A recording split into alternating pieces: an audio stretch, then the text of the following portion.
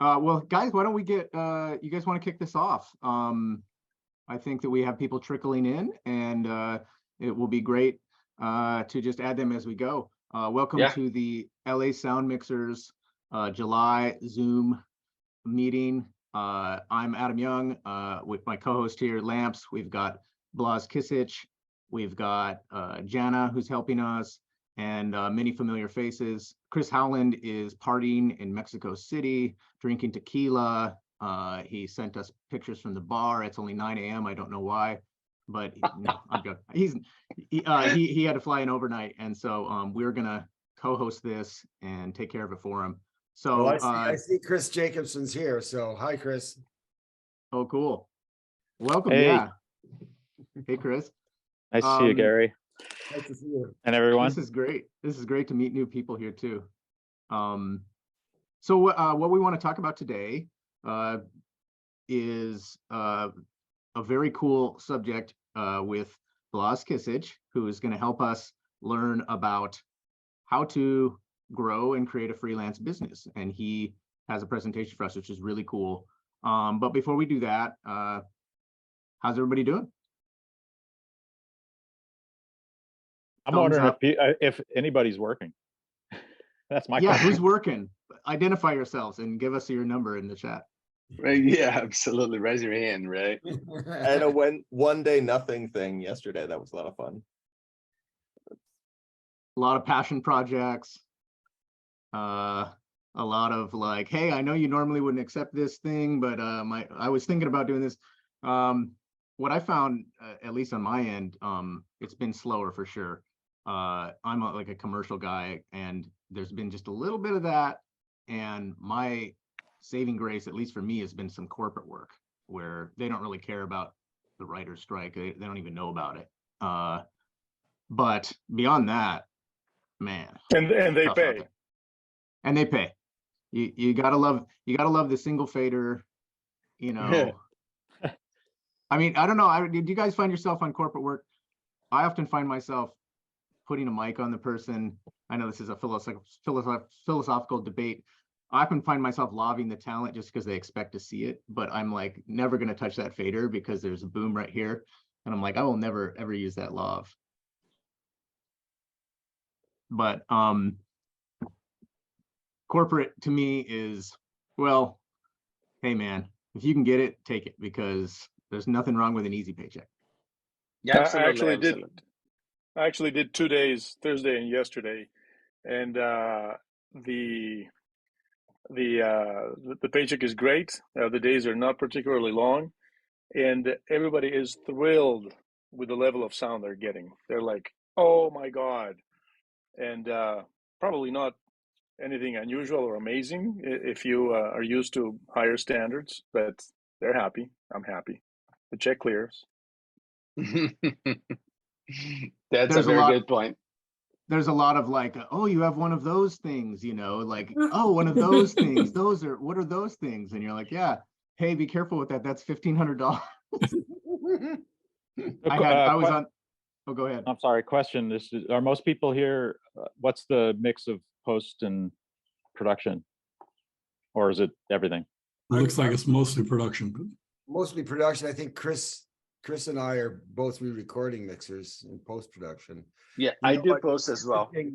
What's interesting with what you were bringing up about, you know, how many people are working because of the writer's strike and whatnot. And it's interesting perception that in post-production, we're like always 6 to 10 or 12 months behind. So we're still sort of, you know, eking along and working, but when everybody else, well, when everybody else is okay, but when everybody else is finally gets back to work, 6 to 10 months later, we're dead, you know, because we have no material to work on. Nothing to work on. Nobody thinks about that, you know. It's great that I'm kind of in the middle where I do a little Foley work too, and luckily during this slowdown, I've been kind of flipped to that a little bit. I have a friend, a neighbor who is I think he assists composers, and I know he works in Danny Elfman's studio, and I just saw him in the lobby the other day, and I said, "Hey man, what's up with your work?" And he's like, "Oh, we're super busy, but in 3 or 4 months from now, we're gonna, we may start to feel the effects, that lag effect." Yeah, definitely a different cycle. Yeah. Wow, then I'm in a really bad place then, because I haven't worked since end of January, and my next project's in September. Oh, yikes. That's a little. I imagine it's feast or famine for you, right, Chris? Like, because once you get on a project, then you have a whole block of time where you're just doing that thing, right? Well, this is a series that's going to be 8 episodes or something. So it's not a ton of work, but at least it's something for a little while. Yeah, totally. One thing we want to do before we get too deep into our chat here is we do want to thank our sponsors, K-Tek, who are an absolutely amazing company. I know you guys all probably here in the chat are very familiar with K-Tek, but they have been so fantastic to us and unwavering in their support of LA Sound Mixers. I'm personally a huge K-Tek. That's basically all I've ever known. Well, once in a while I pick up another boom pole, but all my bags, all my boom poles are all from K-Tek, and I just know it just works. And the other thing is they are always there to help you. I mean, I've just had them personally help me more than once when I'm like, "Hey, I got an issue with this thing," and they're like, "Oh, don't, it's already taken care of." So I know Chris did a kind of a European tour with them, Chris Howland. And if you guys are not on it, we have a newsletter that goes out once a month, the LA Sound Mixers newsletter. You can get more info from us if you want to sign up for that, but they have a full accounting of the European trip and the events that they did and all that. So thank you, K-Tek. We love you, K-Tek. And I just want to shout it out. Great. Yeah, K-Tek so for the win. Oh, go. I'm a big fan as well. Yeah, for sure. How many people here use K-Tek products or have used them? Yeah. One thing I wanted to say about these chats and K-Tek. K-Tek actually ships a box of Portos to the host, to the person who's doing the presentation home, and mine is coming in about 10 minutes, and it's a great thing to have. Just kidding. Can't share. Yeah, where are mine? Yeah, hold up. No, but they're awesome. So yeah, if you're looking for a boom pole, if you're looking for bags, if you're looking for anything like that, check them out. And they're really good people, and they've been that way all the way back to Manford, and who I'm sure was incredibly helpful to quite a few of us older people. Hey, Adam, do you mind putting up the link for the newsletter? There's a question that showed up there about how to sign up for it. We will put that up. Maybe Jana, if you can find that and put that into the chat. So I think let's get into a little bit of discussion here. Couple things I want to say. First of all, we have Gary here. It's Gary Bourgeois, right? Is that how I pronounce it? Yep. And Gary's from. Correct, yeah. Yeah. Great. Good, sorry, I know we just met. Good French Canadian name. Don't want to butcher the name. So Gary is a governor for AMPAS, and we'd love it, Gary, if you could just talk to us a little bit, just quick overview of what you do and about AMPAS as it relates to the sound community. I'll just sort of introduce myself. A lot of people already here know who I am, but given that it's mostly a production mixers thing, I thought I'd just introduce myself a little bit. I've been doing sound for 53 years now, since 1969. I started out doing production. And at a certain point, years later, I moved into re-recording. I've been a re-recording mixer ever since. And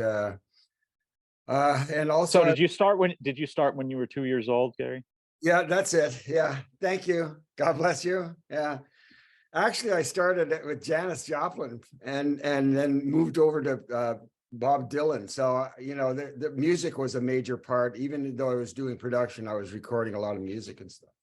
But anyway, I was going to say that, I became the Academy Sound Branch governor a couple of years ago. And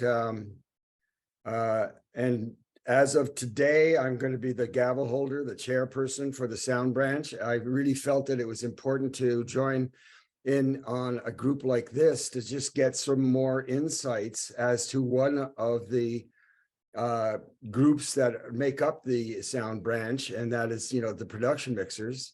It's been a long time since I've ever been out in production, but I just wanted to be able to hear and listen to issues, concerns, stuff that you guys want to talk about, whatnot, so that I have a better understanding of where you're coming from within the sound branch.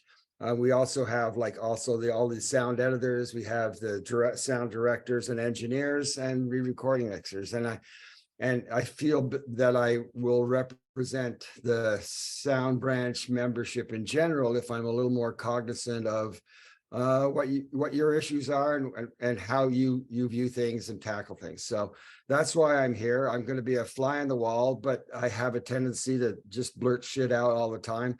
So I'll join in from time to time. And if Chris Jacobson and I are here for representing Post to a certain degree, and if anybody has any questions about how what you guys are doing relates to what we're doing, we're all on the same team, even though we're in different rooms.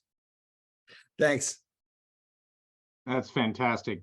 Thanks, Gary. Yeah, one of the things that I found as a production mixer is how little sometimes of contact you have with Post, with the rest of the sound chain. And it's really a tragedy because it's like pulling teeth trying to get the information. Who's going to be cutting this? Who's going to be accepting this? What do they want?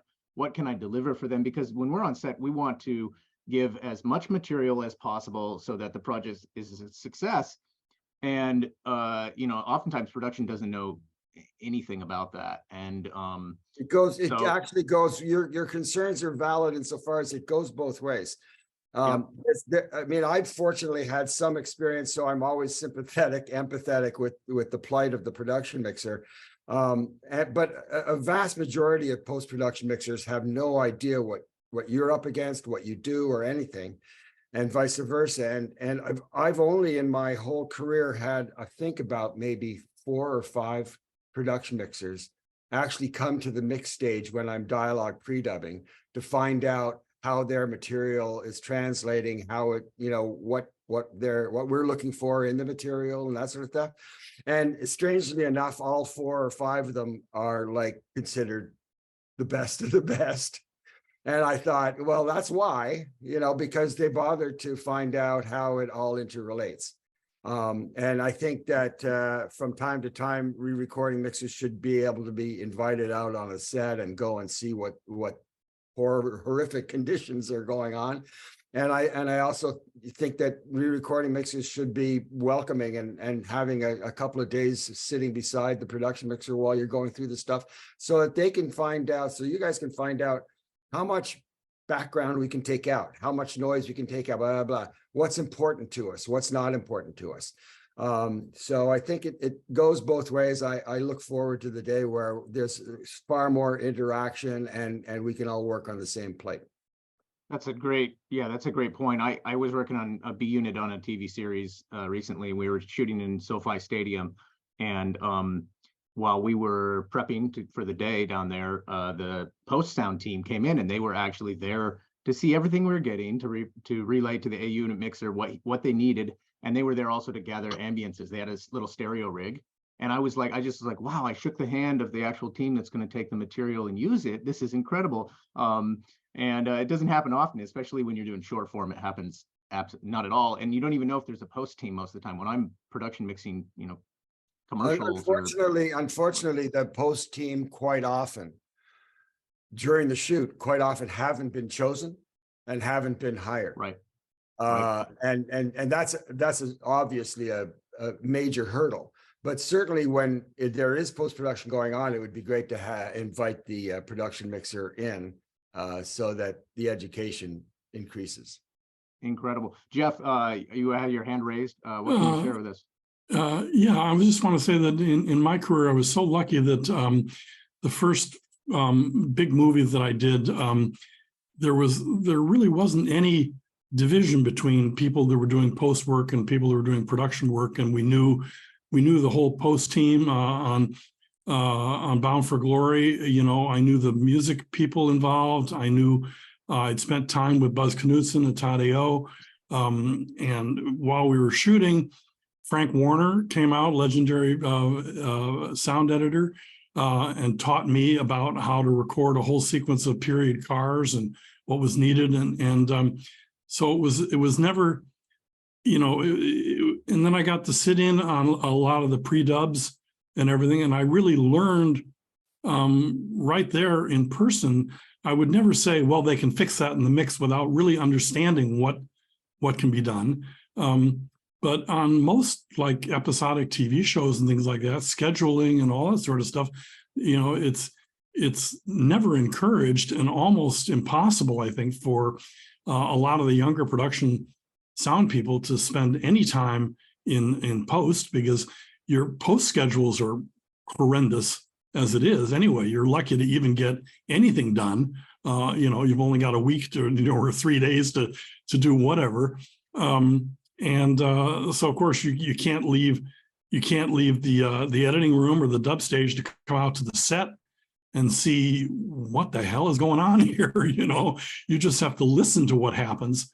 And I don't know how we can change that, except that I'm so pleased that there are people like Gary that understand how important this is, and make it a point wherever they can to not have this huge gap between, as Gary said, we're working on the same show. We have the same goals, the same desires to make something good, to affect an audience, to tell a story. So that's all. I guess I'm blowing my own horn, but That's an amazing input. Yeah, for sure. Thanks so much, Jeff, for everything you hear. And I think we can ask Blas as well about that, right? What do you think about that, Blas? Yeah, actually, I wanted to share something that was a bit baffling to me. First of all, Mix Magazine is very post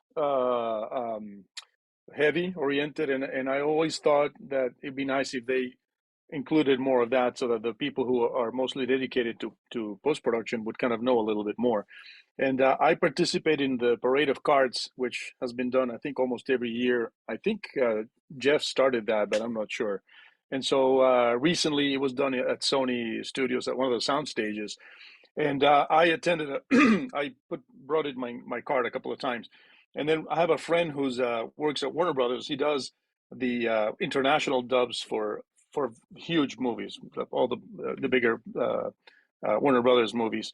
And so he was there with some friends. There was some events and some sessions and whatever. And then they came to the Parade of Cards, he and 2 or 3 other friends. And so I told him to come by and see it. And they stopped next to my card, and I have a nice card with, at the time, it was a 12-channel card with comms and all kinds of stuff and antennas going every which way. And they stood there for literally 5 minutes. They were like, what is this? And I'm like, what do you mean? He's like, do you take that on set? I'm like, yeah, of course I do. What do you think we bring on set? He's like, but you have faders like and stuff. And I'm like, yeah, it's like, how many tracks? I mean, they were asking all these questions. And so one of the things that he said was like, I thought it was like, you have the bag and you're doing this. I'm like, nobody does that. Nobody in their own mind, in the right mind, does that. Mm-hmm. So that was like maybe 3 years ago. That always baffled me. And I have been in films where they asked me to put together like a little bag for a PA to be background for like a movie, things like that. And I always, we did a pretty big movie a few years ago in which that was a big scene where the person being interviewed, then they tilt up and there's the guy doing the thing, and they wanted to put a bag on him. I said, no, the guy wouldn't have a bag. He could be doing that, but no bag. Well, obviously it had to be a bag, and I had to kowtow to their creative vision. And so we're perpetuating that idea, unfortunately. Can I add one more thing about we also, the times that we do get to speak with or meet with people in post, I always try and discover that I'm very good at educating some of the people in post as to what's going on. And I always tell one story where there was a sound mixer, a re-recording mixer who had done several movies that I had mixed in production. And he said, he said, you know, he said, one of the things, says, your tracks are always really good. He says, and we've never had any camera noise problems. Whereas, you know, with film cameras, particularly at a certain point in the load, a lot of times, or if they were shooting very close with the camera, you'd have, you know, camera noise from the camera movement. And he said, well, why? He asked me, why is that? And I said, well, that's Don. And he said, oh, digital onboard. And I said, no, Don Sufal, my boom operator. And he looked at me like, boom operator, you know, and this is a veteran re-recording mixer who had no idea that the boom operator is, you know, and that's where it happens, you know. And of course, Don, you know, God bless his soul, he's gone now, but, you know, we did 67 movies together over 38 years. And that's just one of the things that he would do, is we didn't have camera noise. You know, he would be able to work that mic. It wasn't just like point the mic at the people who talk, you know, and he would make certain women's voices sound much nicer than you could even do in re-recording with all the equalizers and everything, just by finding that spot where that voice sounds nice. But I was just amazed that this re-recording mixer had no idea that the boom operator had an effect on the production sound, you know. I mean, It's all, we all live in, it's incredible. We all live in bubbles that are too small. And, Yeah. and what you're mentioning also relates to, these people aren't here right now, but they're just as much part of all of this, is that the scoring mixers and the guys that place the mics and whatnot on the scoring stage, they know, you know, what mics to choose for what instruments and where to put them and whatnot. oh yeah. And I can tell when I get a score and I open up the faders and I have a, you know, 60, you know, channels of the orchestra, and I can just open it up and go, oh, this was so beautifully recorded. Somebody knew their mics, knew the room, knew all that sort of stuff. Oh yeah. And then you can do your work. Yeah. Yeah, exactly. And unfortunately, you guys are in different, you know, like in scoring, that's a controlled environment. Anything like music is a controlled environment. And the exact opposite. They don't ever understand the problems that you guys have in an uncontrolled environment, and the problems that we have trying to blend controlled and uncontrolled environment sounds so that it sounds like it's all one, you know. Yeah. It's like, it's always a battle for me to get as much signal and as little noise as possible. And what Jeff was saying there is funny. I've had experiences like, I was doing a cooking show once where it was like a kitchen install, and they were all just plant mics and lavs, you know, and there's a desk and whatever where I'm mixing. And the producer came up with an idea for a bunch of little interstitial skits with the chef in other places in the location. And they go, we're going to go, we're just going to go out in the backyard, you know, to the wherever and do this. And I'm going, okay, hold on. Well, how are we going to cover that? And they're going, well, doesn't it just work? And I go, no, it doesn't. We need someone to boom. You know, I'm sitting on a desk, and they go, well, one of the culinary assistants isn't cooking right now. She could come out and boom for you. And I was like, okay, listen, I was like, my mother is available, you know. Yeah, I was like, people win Academy Awards for this, and not for no reason. And what you were saying, Jeff, about, you know, about Don, for anyone who's new to production sound, learn the null in your mic. Learn every mic and learn what the back part of the pickup pattern is, because you can do incredible things just like the difference between this and this and this and this. And every single mic, like I like to think of it like a flashlight, okay? And there's a different width of the beam, and sometimes you just want to pick up the edge of the voice with just the edge of the flashlight, because the edge of the beam. But you have to learn to listen, which is the art form that is dying, because nobody's given the time or the freedom or the luxury to be able to, you know, they're just hoping to hear something that, you know, that's going to be usable and they won't get yelled at. And that's just sad. Yeah, but I see Patrushka's here. Hello, Patrushka. Hello, yes, I have this continual problem logging into Eventbrite, and then they said they'll send me a link and they don't. And they've just got it out for you, Patrushka. Well, we have you here now. What do you think about this subject that we're talking about? I love this subject, and I wish more post people were here. And I have to tell you, there's a very interesting, only for what I felt was the shock value. Roger Deakins does this little podcast, and Oh yeah, it's terrific. It's terrific. Did you hear the one with Stuart Wilson? And they had Yes. done several pictures together. I was astonished that Deakins knew so little about what we did. He's a cameraman. But we stood next to each other for decades. Are you kidding me? I had to educate my father. Really? When I started, you know, I worked with cameramen who would help me out. This is a different world. Anyway, it's eye-opening. I wish we got invited more from post-production, you know, even Mark and I, yes, there's, you know, Quentin's team aside, because that's a whole other throwback. Yeah. Oh yeah. Yeah. You're lucky there. We don't get invited back as late as I want to dance with somebody. And we had like 27 musical numbers, and no, it was kind of, well, it was a shit show. Okay, that's all I'll say about that. But I wish we could see more. I know that Joel Schrack does a thing because he's production and now post, and he would bring production mixers down and say, here's what we can do. And he he did some great workshops, or whatever you call them. He does great workshops, but I'd like to go see some things, you know, during the process. And the other thing, now that Gary's here, not that I'm pointing it that way, hi Gary, is publicity awards season.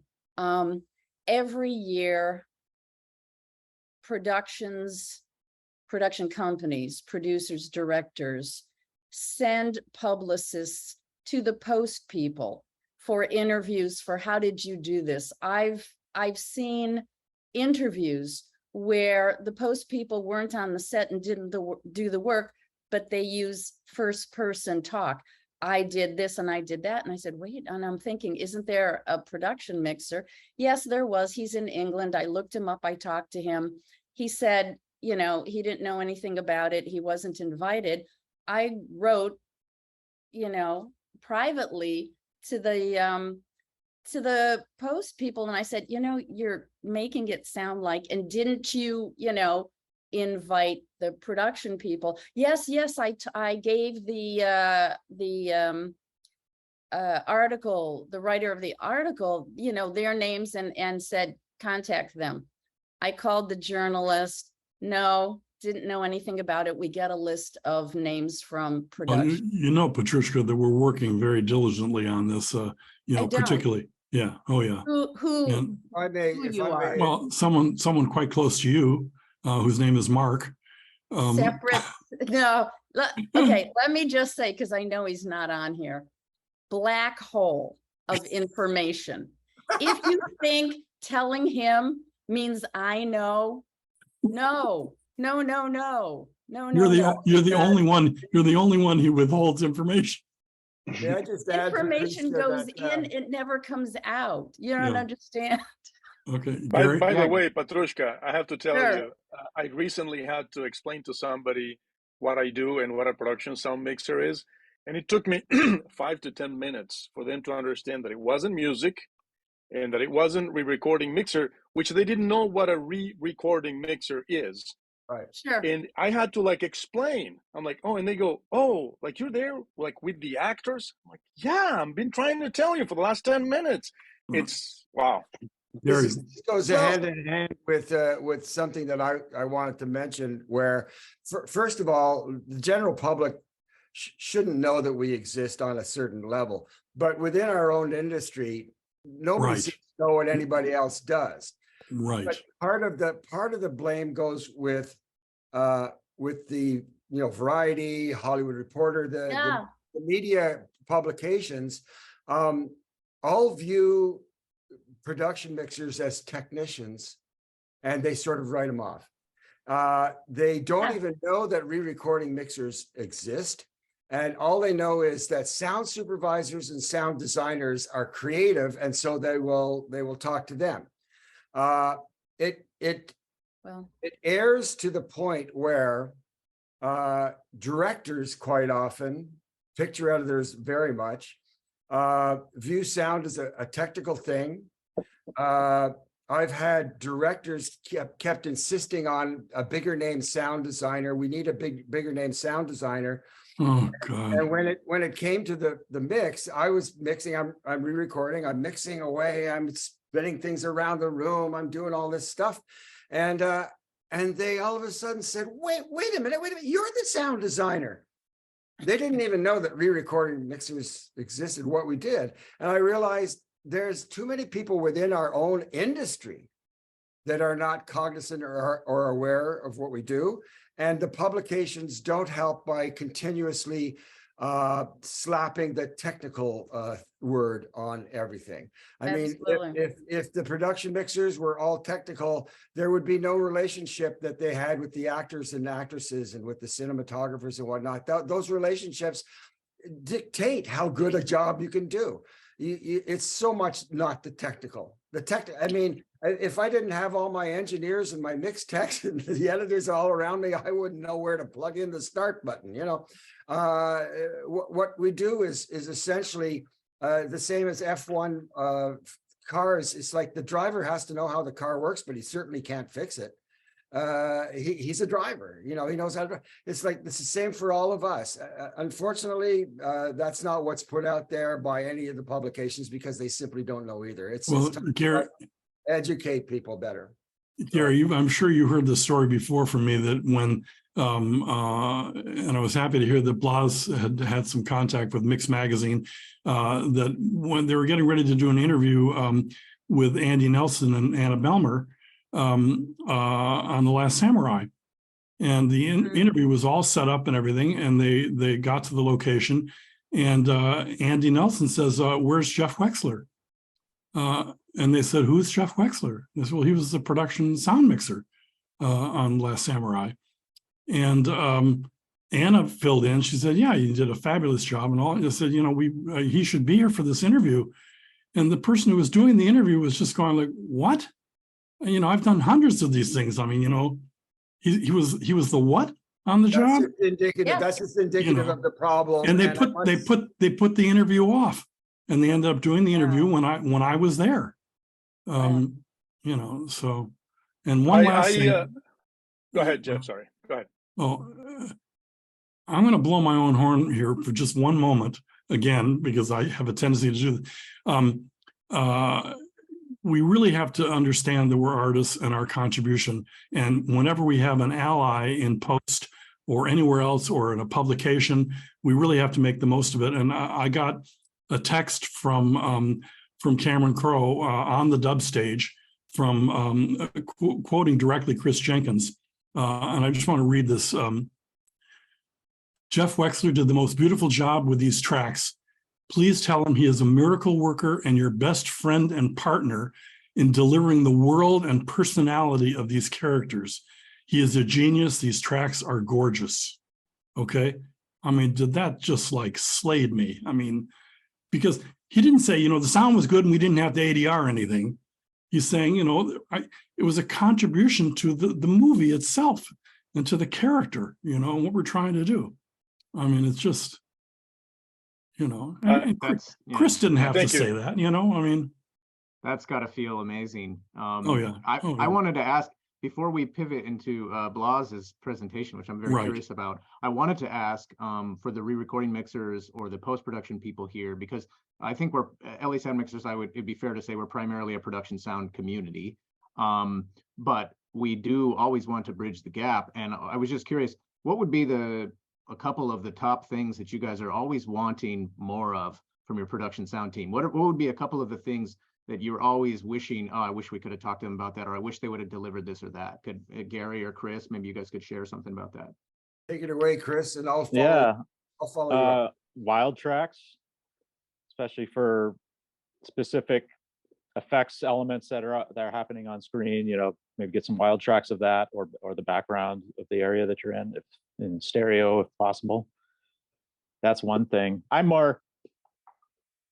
do everything in post, but I'm more on the sound effects side. So I see things from the sound effects side. So noise is usually an issue that can cause me problems to really get has helped the soundtrack sing, you know, whether it's fully lightly underneath the production or backgrounds that are spread around the room. You know, it's oftentimes, like say you're in a rain scene, there's so much rain in the production sound that that they're telling me to turn down the rain, even though like my stuff's already low. They're like, there's too much rain. And it's like, I can't, you know, then I can't really nicely recorded sounding rain. I can't feature that around, you know, like spread it around the room and feature that around the dialogue. There's a couple things. Go ahead, Gary. I'll just, you know, I specialize in dialogue, and so I'm the one that's working the production mixers tracks a lot, and it's not so much what could be added; it's what's always being taken away. It's if you can get, obviously, if you can get the microphone down their throat, so much the better. It's the high amount of ambient background within the recordings that we're always, all of us are trying to fight.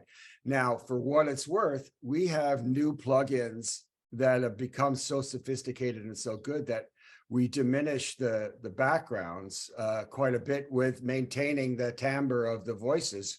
The newest plugins like Clarity VX is so good and impressive. Please don't tell the producers. No, well, unfortunately, what happens is that we save stuff, and so they think, oh, everything went well all the way along the line. And it's once again going back to what we were talking about earlier about the education. It's like people have no idea the problems that you're addressing. And once you've made it good and work, they're unaware of it all. So basically, you know, I just find that, you know, giving a good quality sounding voice, if I don't have the richness or the warmth, I can't add it. What's not there, I can't add. If it's all like 3K and strident and hurtful, I can diminish the 3K, but what am I left with? That's the question. It's always a matter of, you know, we're always taking away sound and noises and interference and stuff like that. And it's always a matter of what am I left with? You know, is it good? What are you left with? Yeah. I'm sorry. I've got a story that's interesting, and this is a pretty big, I won't say what it is, but it's a big, you know, maybe about 10, 12 years ago, big action-ish sci-fi film. And there's a scene where there's this intimate dialogue in front of a refrigerator in a convenience store. And they did not unplug the refrigerators. So this is a classic story that all mixers have. First they try to noise reduce, and you know, the tools then weren't as good as we have now, obviously. First they try to noise reduce, and then they decide to ADR everything. You know, they're spending a lot of money doing all this, and in the end they end up cutting the scene. I've got one, but it's just the same thing. Their general rule is it takes me 2 hours to get the refrigerator noise out. It takes 30 seconds for the effects mixer to put it back in. And it's all just, it's all just more about control than anything else. Because I mean, I did a movie years ago, and it was all about surfing, and it was called North Shore. And out in the water, they're sitting on their surfboards talking to each other. And every time you cut, you've got a wave of a different time happening and whatnot. And we had to make all those things work. So waves are tough. Yeah. So diminishing the real waves, once again, it was a matter of extraction. Diminishing the real waves was really important so that we could put the fake waves in that make it sound smooth, you know? So anyway, it's really interesting. What priority you want to take on set when we talk about production mixers. First of all, with the refrigerator thing, that's an eternal battle on our part, because hey, whose locations? And then they're like, oh, we don't actually have a locations person here. Okay, who owns the bar? Who owns the and then you get to this battle. Like I used to do the show Last Call with Carson Daly, which was like, I don't know, it was 10 or 15 years ago, but it was late night NBC, and it was no budget. and they would basically get these bars and locations for their interviews for free because they would shout them out. And they would never be able to turn off anything. None of the compressors, almost nothing would they ever be able to clear that we could get turned off, because the bar is like, now we're about to open. So, you know, they would be like, well, we've got 8 sound blankets. And I'd be sitting there listening to this interview and I'm like, you guys are going to use, but you know, that was a battle that I lost, let's say, when I was working on that. But what I was going to ask you guys, when it comes to the choice in a production sound mixer's capture between the cleanest track possible and the most acoustically, let's say, natural track possible, what do you prefer in the end? Because I'm on the commercial side mostly, and I go for a punchier sound with my mic choice. I usually, if I have a choice between like, okay, this is gonna be a little scratchy, or this is gonna be perfect, but it's a little maybe throaty, or it's a little bit too much proximity, I usually err to the side of getting it clean, completely clean, and then let you guys take care of it. What do you prefer? I would say, it also depends on the project, the budget, the time that we would have in post, but I would probably lean on cleaner, because we can add some of the natural environment or the room ambience back in, or, you know, and EQ it to make it sound certain ways to make it work. We're automatically going to be adding backgrounds, sound effects, exterior carbis, blah, blah, blah, blah. The cleaner I can get the voice, I can always add a small amount of room or whatever. But most of the time, for what it's worth, also, we get, like, obviously the boom and the lav. We get both. And so it's always a matter of like looking for that balance. Everybody would assume that it's just, oh, you go for the boom. It's like, no. I look for that balance. I want a certain presence, but at the same time, I want to make sure that it's in the space that I'm looking at. You know what I mean? Yeah, in the last few years with the timeline, that's really helped to be able to do that. Like in the past, I think it was a little more difficult because you'd have phasing issues and stuff like that. But now we can do that. It's great. That's great. Yeah, and that's a tip for anyone who hasn't tried this before in your mix. I'll oftentimes, sometimes I'll have a lav that's super clean, but it's like it's just, it sounds really lavy. It's very newscastery because of the way the wardrobe is. And you can, if it's a big wide and that's all you got, you can always take your boom or your boom op and have them give you a perspective, which you can bleed into your production mix to give you a preview, so that when you're on set, you know, put a little air under it is how I would describe it, and give it a little air. And then you start to hear the room a little more, and it starts to sound like it fits into that shot. You know, you're looking at that shot in the monitor. What does it sound like? And if it sounds like it looks, then you're probably in a pretty good place as the production mixer for, you know, your creatives who are reviewing it. But obviously you're giving all the ISOs to your team, and they're later going to go with fine-tooth comb and make it exactly what they want. So that's just a little tip. Blas, did you have any thoughts about this? And then maybe you want to start your presentation, which we've been waiting for. Thank you, Adam. I don't really have any thoughts. It's always interesting to see, but Patrushkha does. So let's go with her. Yeah, quick. Thanks. Adam, it's called mixing. And long ago, mixers on the set with their Nagras would mix. Mark still mixes. Jeff mixes. There are production mixers now who just have this belief, or they've been told, just send in ISO tracks. But for every track layers, mix the damn thing. You know, it just, post doesn't have that much time anymore. I mean, you know, and if for no other reason, because otherwise you'd get bored if you're just sitting there waiting for the take to be. It's not really mixing. Then you are a technician. You know. I don't know any environment that you can just go in and say one mic is going to make it. I'm just going to pull out a newspaper. Those were the old days. It just doesn't happen anymore. I see online on a various, you know, website, you know, forums or Facebook groups or whatever. I see at least every month or 2 months, someone coming on and saying, why do we even record a mix? No one wants a mix. Everybody hates a mix. And I'm stunned by it.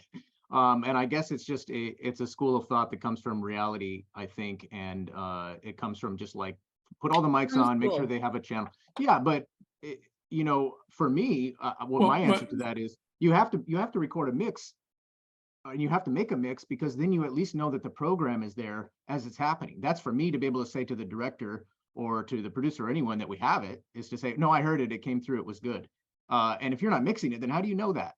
Yeah, but Adam, Back to- the other reason it happens though is that is more and more the production sound mixer can't deliver a credible mix because of the way they're shooting things. Because you know, I mean, in the old days when we used to be able to craft a shot for the A camera that will cut nicely with the next angle that we're going to do and all, you know, it doesn't happen because they shoot it like football, you know. And so I may get what I think is a wonderful mix for the A camera. It's not doing anything for the B and C and D camera and the GoPro that somebody says, well, you know, we're getting a shot of this guy over here doing the musical number at the same time we're shooting, you know. It's just, you know, the mix is going to be bad, you know. Also, if we don't use the mix in post, it will give the editorial and the director an idea of what they have, even if we don't use it in the end. Yeah, I think that goes together with perspective, and it goes together with what Gary mentioned earlier about us not being technicians. And I've been lucky enough to teach and to mentor a few up and coming people, and I tell them all the time, I said, you're not a technician. Of course, I don't think I'm the DP, I don't think I'm the director, but I have a vision that I can propose, and my mix is this vision. And the more in contact you are with the director, and the more creative choices you discuss with the director, and you ask things even about intelligibility, even if it's a corporate project, which is something that I actually went through yesterday. We had some intelligibility issues. I went to the director quietly and I told him, you know, I think this word should be emphasized or whatever. You know what? At the end of the day, the director was so happy to have me. I know I'm very charming, but I also know stuff.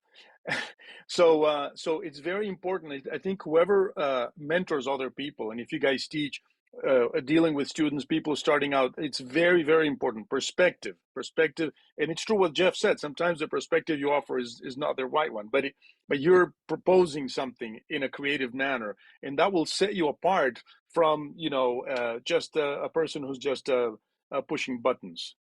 May I just add very quickly, when you talked about, you know, why bother doing a mix?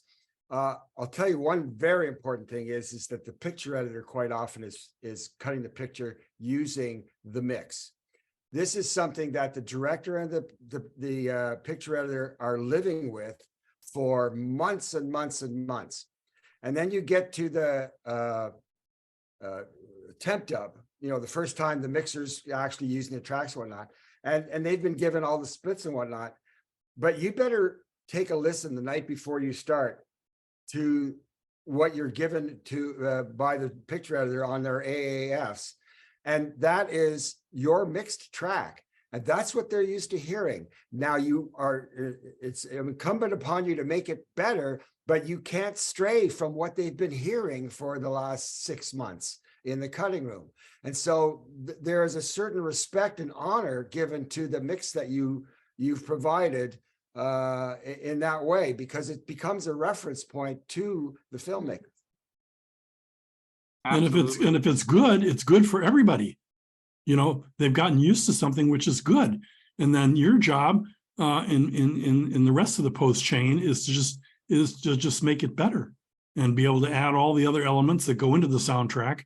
And you know, I mean, I feel good when I know that primarily my mix is what's gone through the movie all the way through to the end and into the theater, you know, or the television or your iPhone.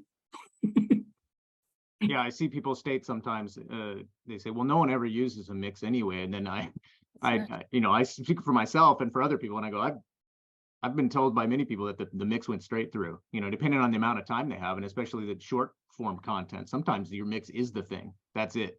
And no one's going to touch it. So you do have to deliver that, and you should.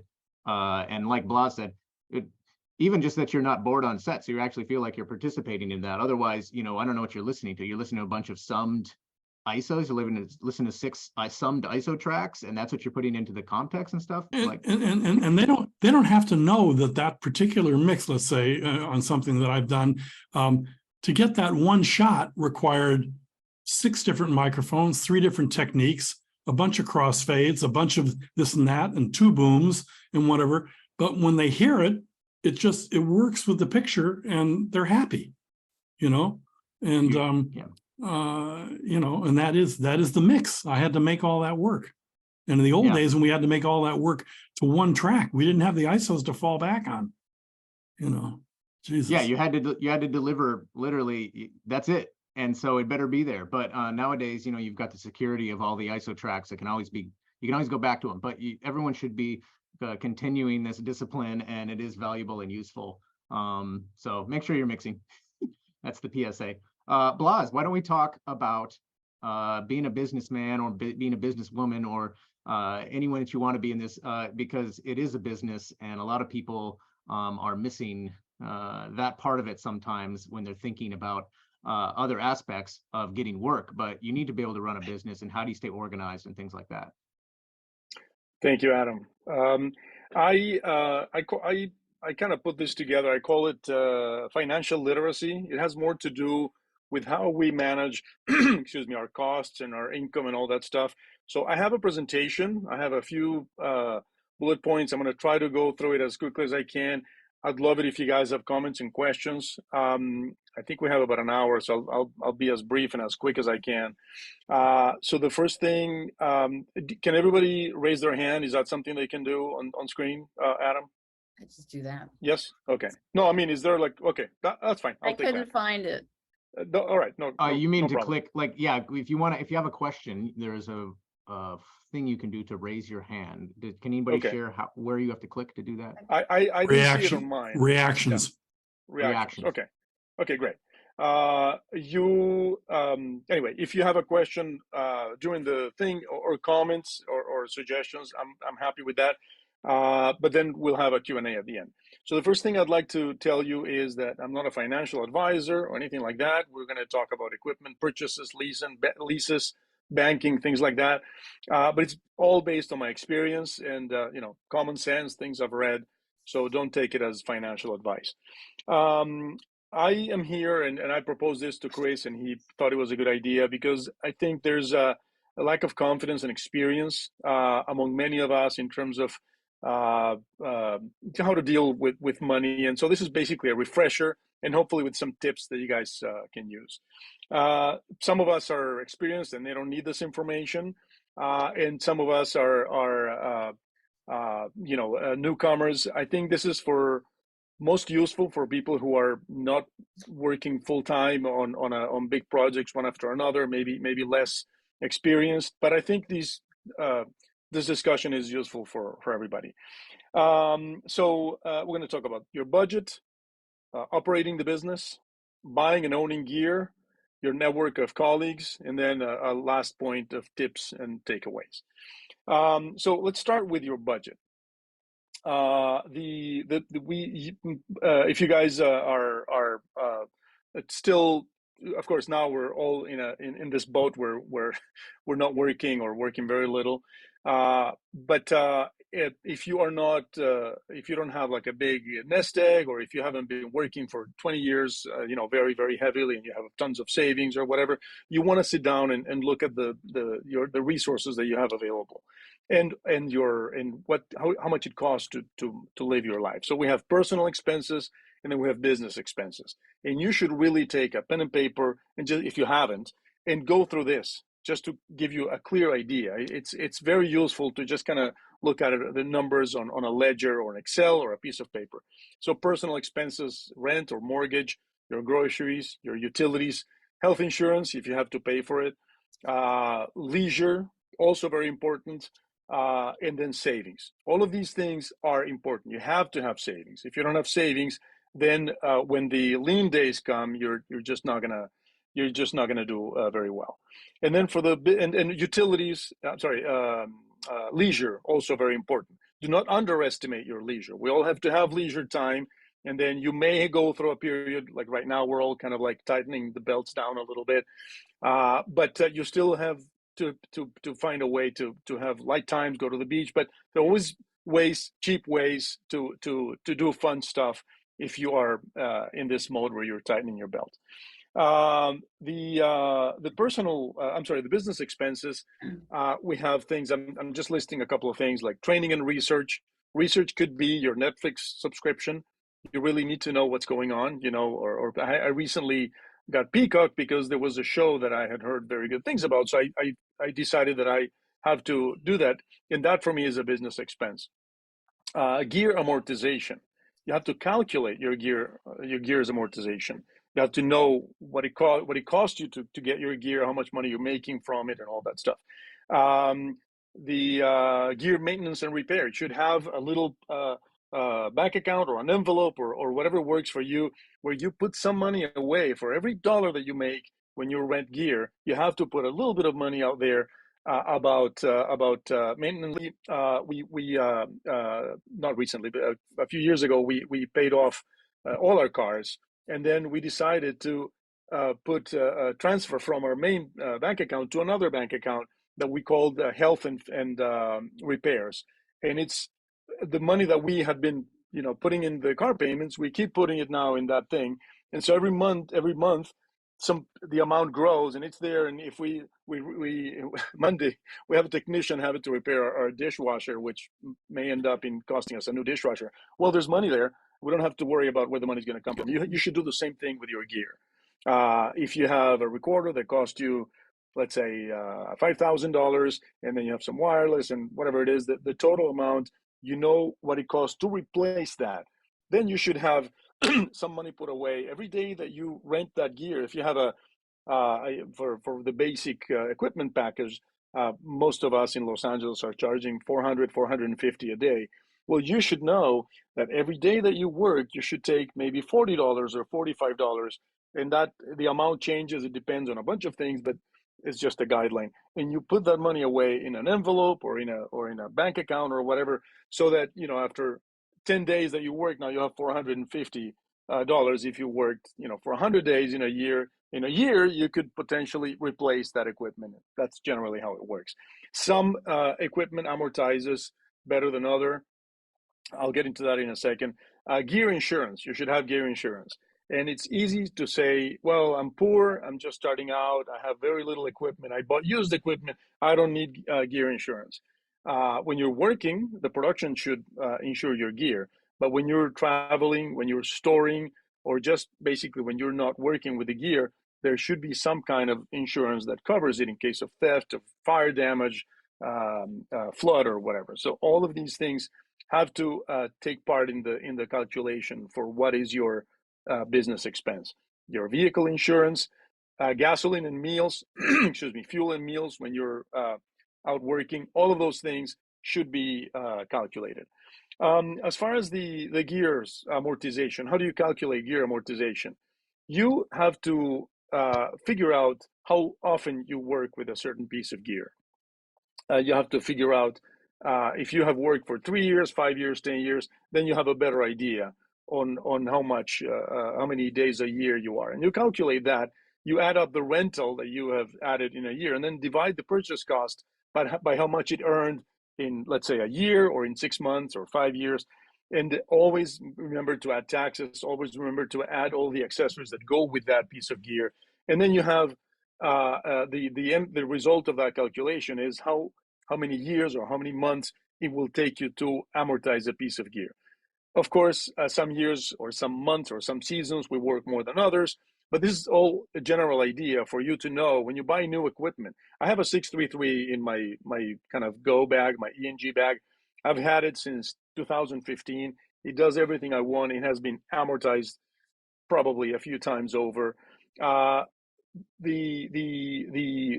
am confident that I can just buy a new one and I don't have to worry about whether I have the money or not. It's just something that you have to know. On the other hand, I recently bought a Scorpio, so I have to figure out how long is it going to take me. Sometimes you do a show, you do like a 4 or 5 or 9 month project, and it'll amortize whatever thing new that you bought. So all of these things change according to the equipment, according to the season, according to who you are and where you are in your career. So finally, add up all your expenses. And there's a bit of a sensitive subject in terms of all these budgets, and I have found some pushback on this on social media, because especially in the last few months, people have complained about, oh my God, there's no money, and what am I going to do? And some of us in Los Angeles are members of IATSE Local 695, and so there's discussion about does the local does something for me? I haven't been working for so many months, etc. And what I tell people who are in that position is that maybe you should find a way to have an alternate source of income. And it is not a way to deride anybody or to make us feel worse than we already are. But if you don't have savings or if you don't have a way to cushion the blow of not being working for a few months, well, consider doing other things. And the reason you should consider, there's several reasons. But I think one of the main reasons to consider other things like, driving for Uber or maybe, so I know plenty of actors who are now doing labor work, construction, handyman kind of things. I don't think there's anything wrong with that because that keeps you floating until, work starts again. For us sound mixers, and I'm sure all of you know how hard it is, at least the people in production, how hard it is to keep our rates up and have people pay us what's appropriate for the equipment and all that stuff. And so this is even worse now. I was called about 2 months ago for a feature, and they called me because in that feature, they had 5 old soap opera stars, like big names. It's a Christmas feature that I think ended yesterday.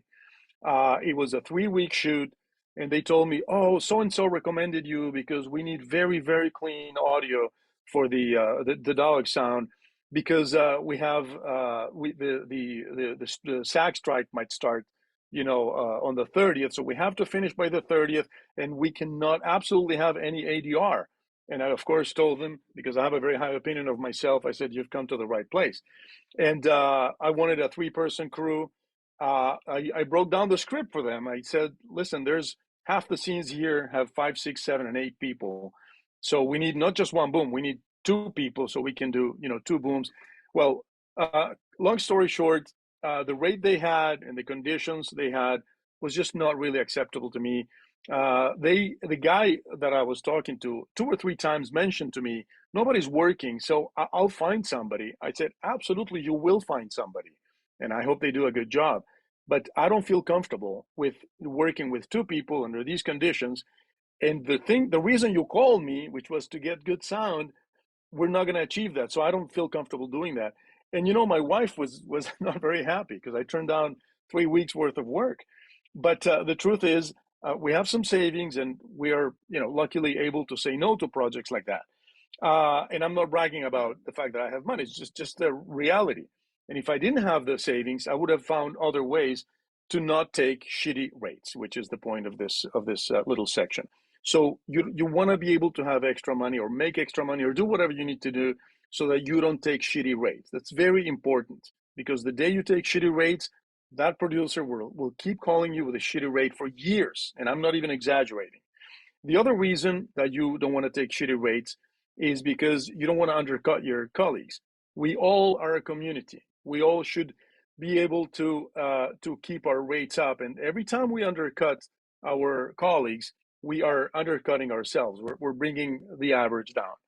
The other reason you don't want to take this kind of situation is so you can choose the jobs. And lucky for me, that job, I didn't take it, that feature, and I'm leaving in 2 weeks for a really interesting project in Asia. So a nice project comes up and you can take it. And then finally, the other reason is so that you can work fewer days, making more money. So that's the budget. I don't know if you have any questions at this point. Should I pause? Oh, Christian, go ahead. I saw Christian's got his hand raised. Yeah. Thank you. Hey, can you hear me? Yes, thank you. Right. First off, how's everyone today? Good. Blas, and I want to first say is great. All of his great information and everything. I just wanted to dive into what you just mentioned about your wife getting mad at you for refusing to take a job that could help pay bills. And I wanted to mention to this, and this is not just for those who have spouses. This is for those who also have like significant others that rely on you financially, that you need to have a sit-down conversation with them to let them understand what your job really entails, because our job is not a traditional 9 to 5, you clock in, you clock out, and then there's a guaranteed paycheck, you know, or guaranteed paycheck in quotation marks. Because if they don't have an understanding, then that's going to just lead into potential problems between your relationship. And luckily for my wife and I, one thing we have is we're both Army veterans, so we have our disability to fall back on. So we're lucky on that. But not everyone is, you know. But at the same time, I've sat down with my wife and told her, listen, there might be periods where I do not have any work because either the work is really underpaid and I refuse to take underpaid because it's like Blas says, if I do, it starts undercutting other people and they have difficulty finding work that's within their worthy price range, you know.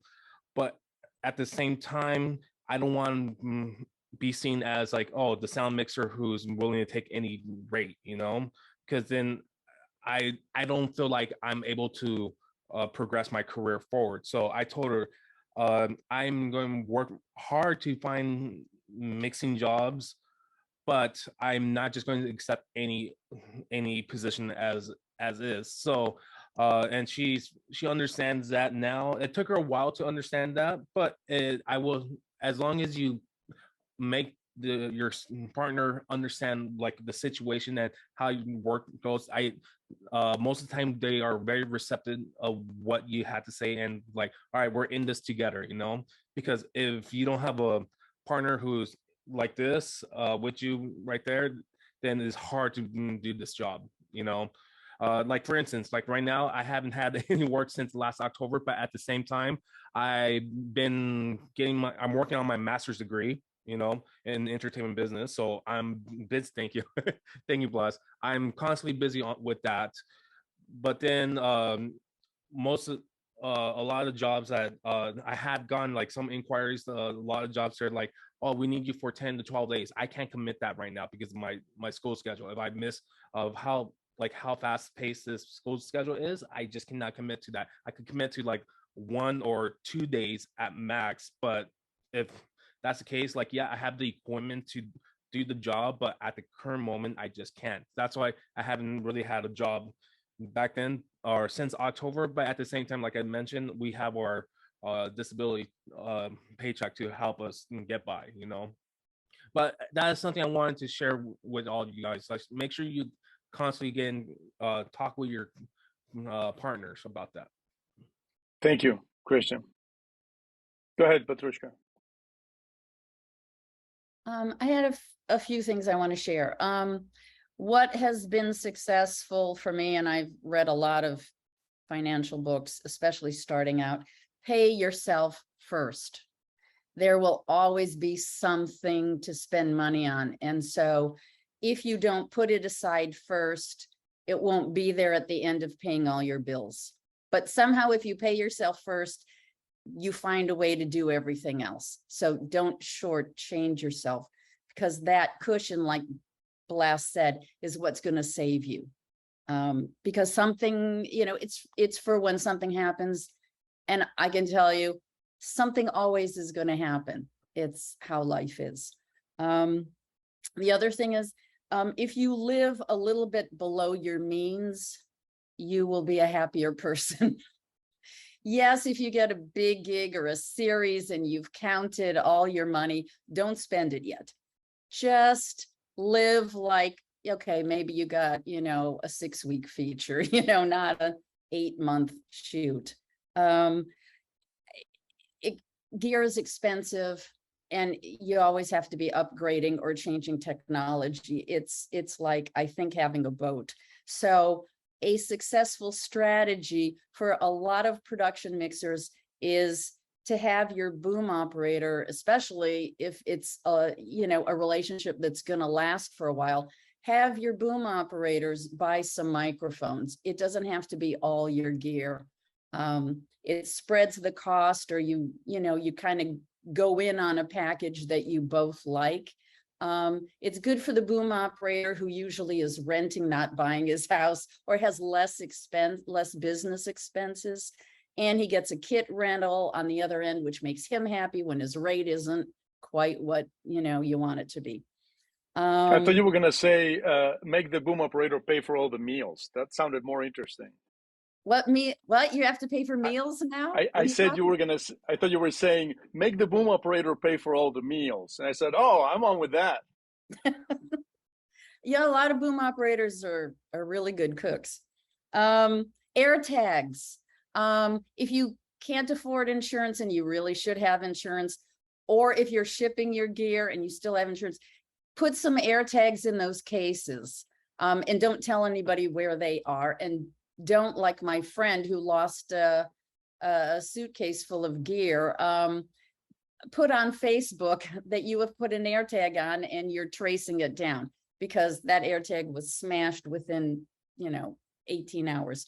It's just a really good way to keep track of things. Keep one in your case in your car or whatever, because we're continually, not often, but hearing about people who broke into somebody's, truck or secured garage and they lost a lot of things. Make sure when you buy something, you have your serial numbers and keep that up. Construction is not a bad idea.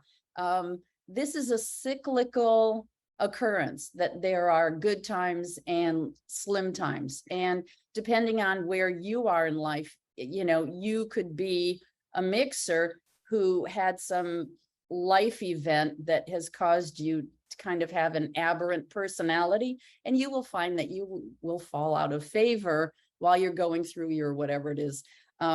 Have some kind of backup. And I have hired boom operators to build a garage door, pick weeds in my yard, whatever. And it's just, I'd rather somebody let me know that they need some help, and I'll find something, run errands, childcare for a couple of weeks, whatever. And I don't think anybody should be embarrassed to say that. We all know that we have to go through this, and we find ourselves in certain times like that. And then since you have time off, don't bemoan it. Say, oh my God, now I can work on your health. When we're working, you just get run down and hurt, and you don't get to exercise. So kind of do a check. My boom book's coming out really soon, and there's a big section on how to take care of yourself. Thanks, you guys. I'm going to blow your mind. I'm so excited. But there are things you can do now to protect yourself so that you're building up for that time when you have to jump back in. So work on your core, get your abs, get yourself together. For God's sakes, go visit motion picture or get any health thing that you guys put off when you're working. We all know, or at least a lot of the older people know, people who have waited because they had back-to-back shows, went in to get some procedure done, and they didn't come back out, or something was too far gone and they're not here. So please use this time to do something productive. It'll also help your headspace, because everybody's getting a little nervous. And when you get nervous and you get a job call, well, there's a section on my book about oxytocin. I don't want to go into a whole thing, but negotiating, when you negotiate, part of being successful is to come across as being confident. And the longer you're out of work, the more you just kind of get edgy. And so flip your headspace around so that this is a really positive time to get things done that you couldn't. Work on a new skill, playback or Pro Tools, something that, you want to learn. It's going to help you in the future, and you finally have the time, not to take up old things, but those are just some points I thought. Thank you, Patrushkha. I have a question for Adam. Adam, are we hard out at 12? Because I just want to make sure that I can get through everything. We are. Okay. So yeah, okay. If you let's try to move it along. If you want to limit Q&A, we can do it afterwards. That's fine. Let's move on with this. Go ahead. Okay. I just wanted to say a couple things about the thank you, Patrushkha. If you guys don't know Patrushkha, she is an author, veteran utility boom operator, one of the best we have. So lean on her for insight and get her books. I just want to say really quickly to echo what Blas was presenting there. You have to think of yourself. You need to step outside yourself to 30,000 feet and think about what you want to do in this business, and how do you want to be branded? How do you want people to think of you?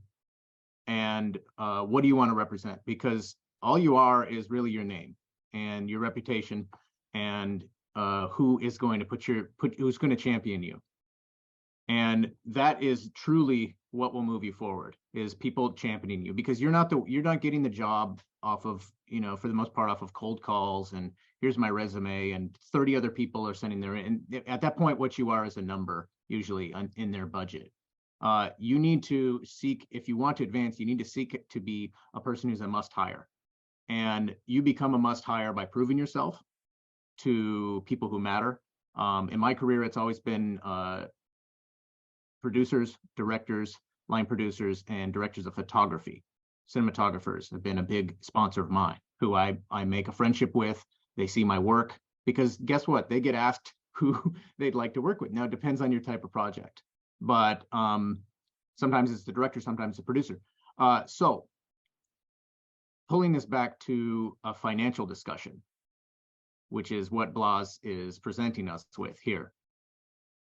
If you want to advance yourself in this business, you're going to need to continue to take the best jobs and say no to situations, like he said, which will not advance you. You're going to need to open yourself up to letting go of some of that lower end work that feels like it's filling the void, but in fact, it's holding you back. And that is because I know when I talked about people who you want to champion, I myself will champion other mixers and boom operators and utilities who I can work with or I can recommend. And I'll just give you one example. When I refer someone out to cover a job of mine from a client of mine that I worked hard to service and to win over the years, and I have their loyalty and they call me first, I need to know that that person that I call is going to represent me well on set and is going to bill exactly the same as I would bill. Because I do not want to send someone out who's then going to, on the side, tell my client, hey, by the way, what's Adam bill you? Because I can do it for less. You're getting ahead of my talk. Adam. Okay, great. Then then I'm gonna leave it there. I'm gonna let you, after you talk with Gary, go with that. But what I want to say there is, you got to just think of what lane you want to be in, and you understand. Okay, when you start out, you're walking, and then you've got a bicycle that you built. And we're talking about gear. I'm making an analogy, and then you start to build a starter car, and then eventually you got a sports car that you can drive. And you can't just jump in the fast lane and be mixing, the next Avatar movie straight out of film school. But you need to know, do I eventually want to drive in that lane? What would be my best process to get there? Okay, I'll stop there. Yeah, Gary has his hand up. Yeah, I'm just going to be very quick. First of all, what Patrushkha mentioned about the AirTags. I have AirTags on my hard drives. I have AirTags on my iLock. This is so important, especially if you're, moving around all the time, even from studio to studio. So that's really great. Just for what it's worth, Blas, I just took a note, and I'm seeing maybe perhaps a need for something, a void that needs to be filled, and that is that perhaps yourself, somebody from the camera, somebody from lighting could get together and actually make a little booklet that for $5, which simply covers the cost, that everybody can, when they're starting out, or even if they're veterans, view that as a guide for gig workers, basically, because we're all in the circus, we're all gig workers, no matter what, whether it's production or even post-production. I'm at my own corporation and, a subcontractor. So the bottom line is everybody could take advantage of this kind of information. And also, if you had, a couple of people from different departments, they would be able to bring up different things that maybe you hadn't thought of, whatnot. But a collaboration like that might be filled with valuable information for everybody down the line. It's just a suggestion. Thank you so much. Thank you so much, Gary. That's awesome. I wrote down on the chat a guide for bug workers. I meant gig workers. Sorry, it's the autocorrect that I never use, but I guess it's on. Okay, And like moving on. bug workers. Well, yeah. All right, so I'm going to move on to operating your business, and we're getting a little bit into what Adam started to preempt, but I cut him short. I'm glad I did. So the first one here is to learn to communicate. Gary probably doesn't know that I have for years, and this is kind of the evolution of something I started doing years ago. I would go to the swap meets that they used to have, I think, every year at True Audio. We would have booths for swap meets and things like that. And so I came in with something called the negotiating panel. And that evolved into these workshops that we did a few years. And then I also taught a class at Local 695, and it was a workshop with 8 people. We did a few of those. We did a couple on Zoom, which was a disaster. I hate teaching via Zoom. And so this is kind of like an extension of that. But thank you so much for that, Gary. I will definitely start thinking about that. But I thought that there was a need, the negotiating, the communicating, the knowing how to be a gig worker, because most people just kind of default, and maybe that's the training, that's the kind of the upbringing, is you go somewhere, there's a salary, you do work, they appreciate you, they give you more money. None of that is true, unfortunately. So learn to communicate. Nowadays, we have basically 3 ways to communicate with our customers, with our clients: text, verbally, or email. And each one of those has particulars. I have found that as I become older, most of the producers are becoming younger, and they tend to favor text. I guess the next step will be Instagram, and it'll be very weird to be hired via Instagram, but I guess that's coming for me. But texting is it's the least formal, but it's also a way in which you can keep evidence of what was discussed, which is very important when you're communicating. When you're eventually, you may have to get to the point where you Adam wrote hired via TikTok. That's what's coming. Thank you, Adam. So so it's important, as you'll find, or maybe you have already found, unfortunately, that you have to hold people to what they offered or what was discussed.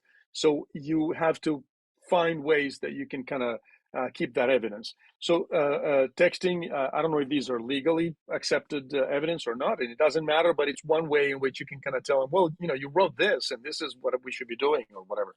And it's informal. I often get texts from people who don't know me, and they don't even introduce themselves, and they go, hey, are you free on such and such day for such and such thing? Usually I understand immediately that that's a one-man band situation, that it's a one-day situation, that it's a non-union situation. That doesn't mean I'm not going to take the job. That's just what it is. And often it's some kind of branded content or corporate or that kind of thing. This is good to kind of know when you guys get communication from producers or people like that, so you know who you're dealing with. It could be a PA that was given a list of phone numbers, and they have to maybe find a sound mixer quickly.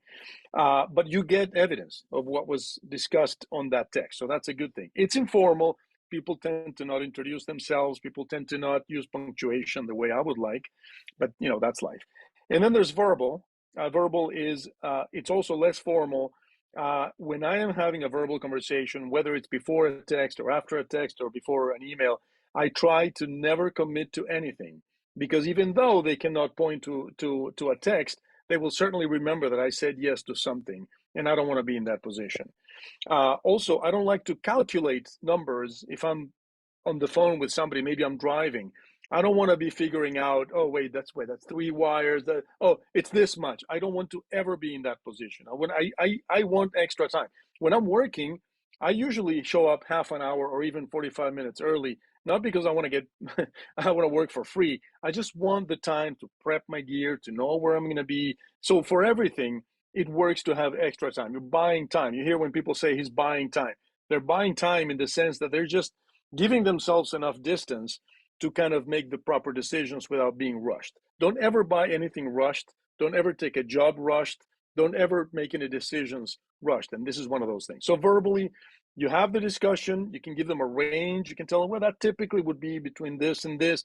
And if they say, you know, I have to put a number on my budget, you tell them, well, why don't you give me 10 minutes, let me call you back, I'm going to park the car, I'm going to make some calculations and give you a number. And if they say no, then you probably don't want to deal with that client. Maybe that's not a good client for you. Finally, email is, I think it's legally binding, but doesn't matter. The fact is, it's just preferable for me. It's more formal. I have a signature line on my email that says, you know, who I am, and there's a link to my website, my call sign for my FCC license, and it's formal. It looks good. It looks like I know what I'm doing, which often I don't, but it looks good. And so I write an email, and even if I had that phone conversation, even if it went amazingly, even if they said we'll pay you $3,000 to show up, I will write something down that says, thank you so much. It was a pleasure meeting you and all that stuff. And then here's what we discussed. I just wanted to make sure I understood. I'm big on emails. So learn to write emails in a manner that projects professionalism. You can be the biggest and the best mixer in the world. And if you don't communicate properly, you will just sound worse than the situation. So that has to be priority for you: punctuation and knowing how to communicate. So that's when you communicate. There's a whole discussion about negotiating your rates and everything that I'm not going to get into, but it's important for you to practice these things. One thing that I tell all the time people when we do these workshops is, if you're hired, if you already have a job for, let's say next Thursday, and somebody calls you today and says, hey, are you free Thursday? I am always free. I am always free. Doesn't matter. And the reason I'm always free is because, first of all, the Thursday job may go away. Second of all, this job may be better paying than the Thursday job. And the third reason is because I can practice my negotiating skills, because I'm in a position where I can say no, and it doesn't really matter. I already work on Thursday. So I can tell them, oh, I want $3,000. And of course, they'll say no or whatever. Maybe they'll say yes. Imagine, that would be amazing. So those are the reasons why you want to, work on your negotiating skills and how to do it. I have a question here from Chris. Go ahead. Sorry, let me get outside because it's noisy in here. No worries. Go ahead. So we have a issue in post-production where we'll be booked sometimes weeks or months in advance. I mean, even occasionally a year in advance, but often schedules push. And so it puts us in a tough situation to say yes to everything, but then we'll be, a week before the project's going to start, and they're going to call you and say, hey, we moved the project. Or if you have two that are landing at the same time, you're going to be in a spot where you're going to really tick someone off. You're going to have to say no to somebody, and they're going to, while we were relying on you to start the project. So it puts us in a tough bind. I don't know if you've had experience with that. I will. Yeah, thank you, Chris. It's tough because the contract we have for the basic contract for IATSE for us, I think the kill fee is 8 o'clock the night before, and so that's really not very productive. If you can make your deal memo, if it's a non-union situation, you can call your kill fee, and I have a kill fee that's if it's 48 hours, I forget. I think it's 48 hours. It's half rate. If it's 24 hours, it's full rate, and that includes the gear and the labor. But if it's a situation where there's months in advance, or if it's you have a feature and it's coming, at a certain date, maybe a contract, and maybe try to have like an actual contract where if something were to happen, or maybe you get another offer, 2 months down the line, you call the first person and give them a first right of refusal. It's complicated. Yeah, unfortunately for us, and then most of it's union, most of it, there's no kill fee. There's really nothing holding them accountable to, and it almost always pushes. I mean, like 90% of the time, they're going to change the schedule. Yeah, I don't really have a good answer for that, unfortunately. Thank you, though. But it is an important thing to think about. Patrushkha also asked me about kill fees, which we'll get to in a moment. If I come up with something, Chris, I'll tell you. But we have our reality that we have to deal with.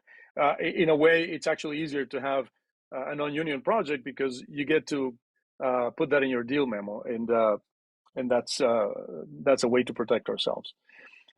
So the next important thing in operating your business is to separate the gear from labor. I can't tell you how many times still today with students of mine or people that I'm mentoring, they go, "Oh yeah, they're going to give me $700," and I said, "Well, and how much it's and what's the gear?" "Oh, it's this, and they may need this and this and that." I tell them, "Well, did you separate gear from labor?" And they didn't, because the person offering them the job gave them a dollar amount, which is fine. But what I would do if they tell me, "I have $1,000 for you," or "I'll have $1,200 for you," I would say, "Great, what's the gear that you need?" And I send them a breakdown in an email. It doesn't have to be anything official, just an email in which it says, "Thank you, I'll take the job. It sounds great. Based on our discussion, this is the breakdown, and my labor is going to be, let's say, $800 for 10 hours. And it was $1,200, so $400 for the gear. And the gear for these $400 is, a multi-channel mixer recorder. I never put in brand names or models or anything like that. It's a multi-channel digital mixer recorder, boom microphone, lavalier with wireless, UHF, SMPTE timecode, slate, that kind of thing. I don't put in Comtech. I don't put in, Electrosonics or Zaxcom or anything like that. Blas, when they propose it, is that what they call an all-in? When they say $700 all in, or what is that phrase? Usually they will say, "I have $1,200 for you all in." Typically they will say that, or they will just say, "I have $1,200 for you." And then I will ask, "Is that labor?" And they go, "No, all together." And so that's how you know. Right. But their initial assumption is that this is all the money we have to go in the direction of sound. Somewhere in there is your labor and your equipment.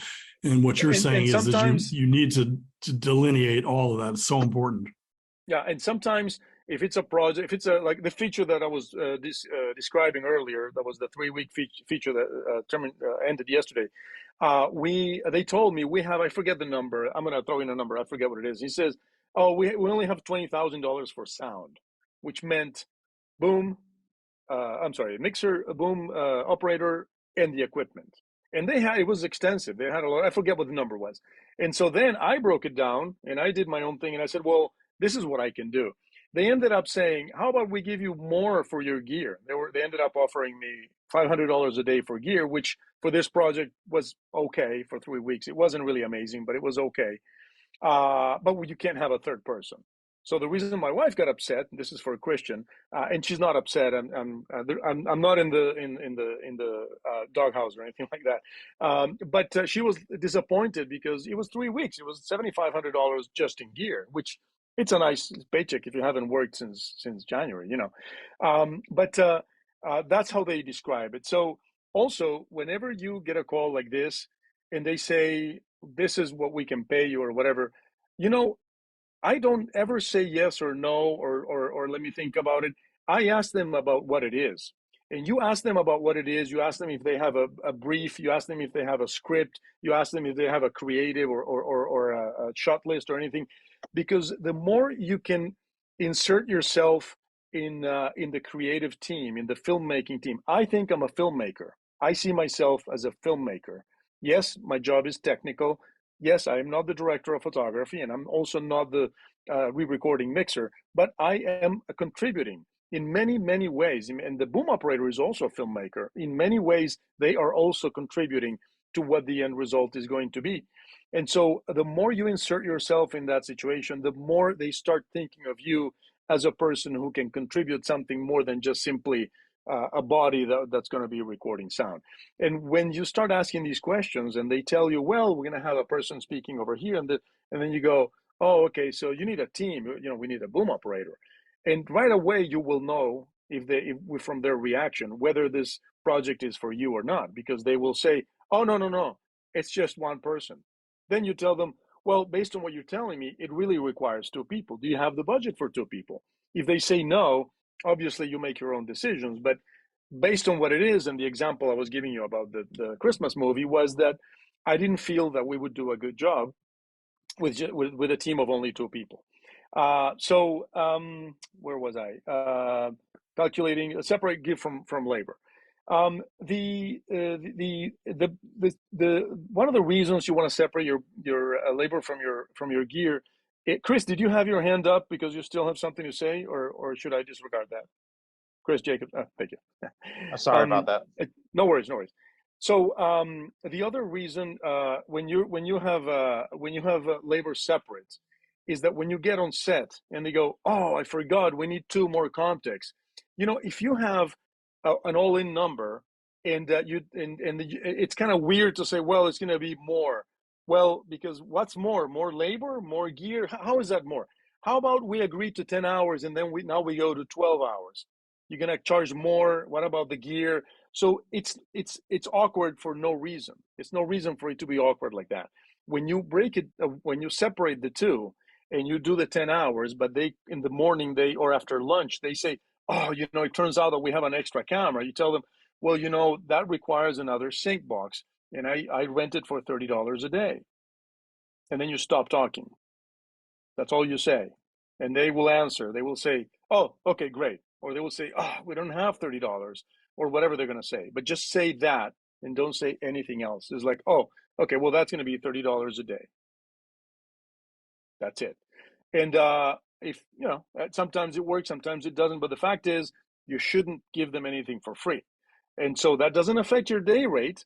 Your labor is the same labor. You still work 10 hours on the day, but it's warranted. It's understandable that more gear is something extra. Maybe they say, and also, Blas, it's the gear is earning or is income of a different variety than labor income. Exactly, that's where I was getting to. It's a fixed, you know, it's just it's being amortized. Yeah, and it's just different even for your own taxes and everything else. It's not. 100%. The other thing that happens, which happened to a person that I was mentoring, that it's happening actually right now. She has a job next week. I rented some gear to her, and she's young. She's starting out, and I told her I have to charge you every time, and she knows. And I told her I'm not charging you this because I want the money. I'm charging you this because you need to get used to the fact that everything extra you bring in, you have to charge for it. So if you don't charge for it because you didn't know how to ask the client, that's your problem. It's gonna hurt your pocket, but I need you to pay me. Again, not because I need the money. And she understands. She completely understands. But let's say, and this has happened to her, she has a MixPre 10. I said, what happens? How much are you charging for the MixPre 10? And she says, oh, I made a mistake and, you know, whatever. And then I said, well, there's a problem. What if the MixPre 10 takes a poop on day 1? It's a 3-day job. You're going to have to go out and rent one, right? She's like, yeah, well, you know, they charge you for that when you go to Location Sound or True Audio or whatever. Yes. I said, well, that's why you have to charge them for a piece of gear, because if anything breaks, first of all, you should have a spare, which is a whole other discussion. But if you don't have a spare and you have to run out or send a PA to get another one, now you're $60 a day out, or whatever they charge for the MixPre, because you didn't budget properly. So that's another reason why you have to keep those 2 things separately, and why you have to charge for each one of them individually. I have, and then there's, you know, the amortization that Jeff mentioned. Obviously, it's being invoiced differently. They don't take taxes away from it, but also you have to account, as I said earlier, for the amortization for each one of those things. Now, I have heard a lot, I've seen or read a lot of discussions. We have a few mixers here in the Los Angeles area who belong to Facebook groups who are very gung-ho about charging and about, yeah, my rates are this, and I'm gung-ho, and what if it's, 20 weeks? No, it's every day is $200 or $2,000, whatever it is. And I think I want to give you a quick anecdote about things have to be reasonable, amortization. All of these things are flexible. None of what I'm telling you is written in stone. You have to always consider the circumstances. And I was in a situation like that where I was working on a pretty big project for a couple of years, and we were covering NBA games. And one of the things that we started doing in the last 15 weeks of the NBA season that year is that we were going to record 20 tracks from the remote truck. So we would go every day. There was a game, and we had 2 to 3 games a week. We would go earlier, obviously, and go to the truck. We would talk to the A1. They would give us a list of outputs from the back of the truck. We would connect, and for that I needed my 788 and my it was a 664 at the time. And so we had a snake made, the whole thing. And so we were going to start doing that for every game. And so I talked to the production manager, and she's like, well, how much are you charging you so much with all the other things? We already had a bunch of other stuff going on. We had 2 7088s recording ambient, ambisonic recordings on each end of the cord. We were just going nuts with tracks. And so I said, well, this is, I put together some number. I forget what the number was. And it was 2 recorders, a bag, power, the snake, the whole thing. And so, and the production manager said, well, Blas, that's a lot of money. And what can you do? And I said, she said, well, we might as well just buy a 788 and a 664 and do it and have our own. I said, that absolutely makes sense. However, remember, you have to buy all the cables, you have to buy all the connections, you have to buy a power situation, you have to buy a bag to house this and the power solution and everything. And I said, and by the way, as I'm typing this, and that was true, we're using a 664 that's rented out because mine had to go out for a repair. So you would have to deal with the repair. And then she said, oh, wow, well, let's negotiate. So I ended up negotiating. I said, well, here's a suggestion. I used 788 at the time. I think it was like $5,000. And I used 664 at the time. I think it was maybe $4,000. I said that would be $9,000. And $9,000 if you buy it, and then you have to sell it. You'd sell it at maybe 80% of what you bought. So I did a bunch of calculations, divided that by 15, and I came up with a number. And I said, this is basically the same that would have cost you if you had bought it and then sold it after the project.